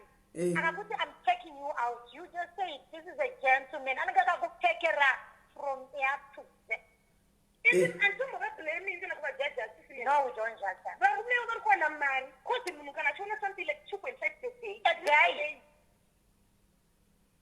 Okay.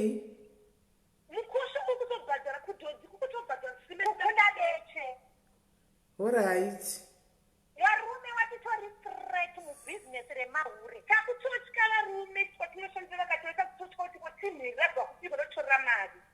Yeah. Maita henyu imi matiudza next time takaona varume vava vachituka vakadzi comment section takunyatsoda kuvaudza chokwadi.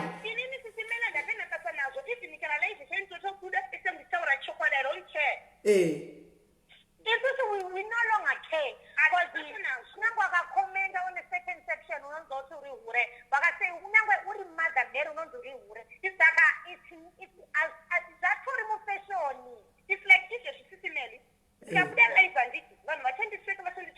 problem. But after 5 minutes, we can the screenshot inbox yangu. You'll be sure. Not fake, and sure. And for We sure. are living in a fake world whereby munhu anotokuudza kuti aiwa kuona kuti chiko maurai wazodai but vatoriwo mahure ende 90% yemahure havafambi netsoka simeni vari kudhiraivha mota dzakanaka aiwa majagwa tiri kudhiraivha simeni hatidedi kunyepa mota tiri kudhiraivha wana tikonisaaasununguka tisimeli tichazoya kuivokuiotimototikurisa pana chikuda kibve zvinhu zvatinazvo zvishandiwa zvatinazvo because of mhaka ende takatoenda nemi tenge minoenda kumafunctions so munototishaya kuti taenda kupi toenda kutoita yedu sisimeli mune matodzisapi yavakutora mabhegi renyu nisingoti vanhu hamene kwavainda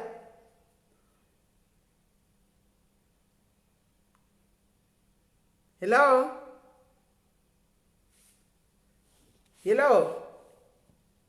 sikana wangu vaindepikwa vadonha airtime yavo inenge yapera iwi guys andi mazvinzwira kwanzi 98% yepamvenge especially varume mukaona vatanga kutuka ipaya vanhukadzi kwanzi kumadhodho kumanyuwako kwanzi chiri kutobhadhara cash vari kutori threat kune vakadzi because vari kubhadharwa too much saka musatukwe muchinzi hure nevanhu vechirima kwai because ndo vari kutowedzera kudotengesa kwai kuvanderbelt andichimaona so ndo zviri kuitika so I'm starting to wondering now kuti mota dzaitengerwa vakadzi kuclass homes dziya nevarume vavo mota dzaitengerwa varume dziya nevarume vavo vakadzi nevarume vavo dzakabva kuvanderbelt kana kuti dzakabva kupi hameno ini ndatodzidzawo pano information inyuwani bai mwana ukaona murume uti murume wakachiti ndichamboindawo kwasingahwisi question marking ka because usavhaira uchituka munhu kuti hure saka chekuti shuwa mari yacho yaunouya uchivhaira nayo uchipuwa ka pamwe yadobva ikokoko mai mwana handi mazviwa tendai tobayiwa unoti vanonyepa asi iwe unotengesavo iwe tendai unogoti vanonyepa ivo vari kutaura chokwadi chavo chavanoona kwavanofamba uko moti kwai inhema zvinototi togorevai kwaratawanda hwesa kwai muri kuita kumanyowako kwai kumanyowako kutawanda hwesa kwai mari dzaini dzekumanyowako kwanzi muri kuibhadha kuma 2.5 kumanyowako mutori 30 kuvakadzi zvinhu zvacho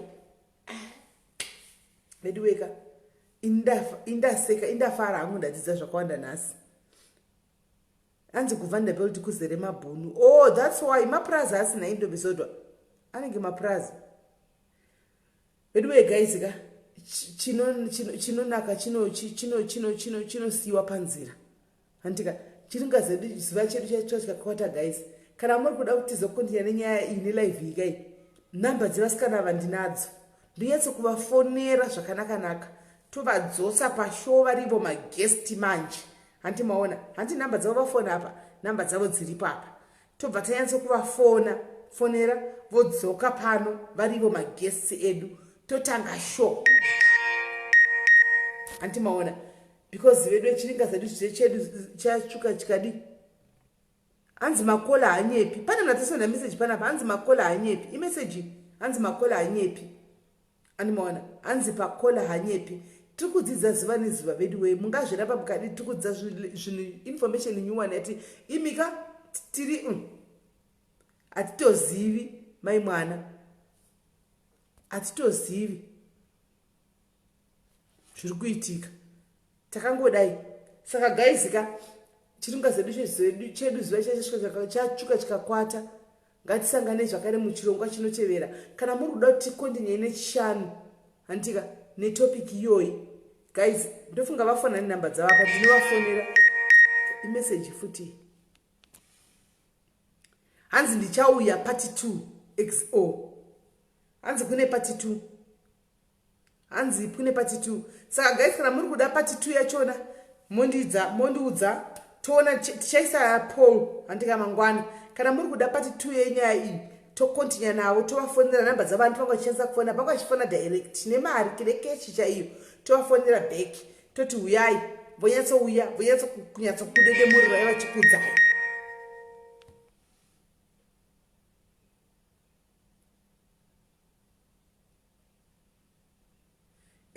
Hanzi I've got my own house nakona saka handi muri kuzvinzwa.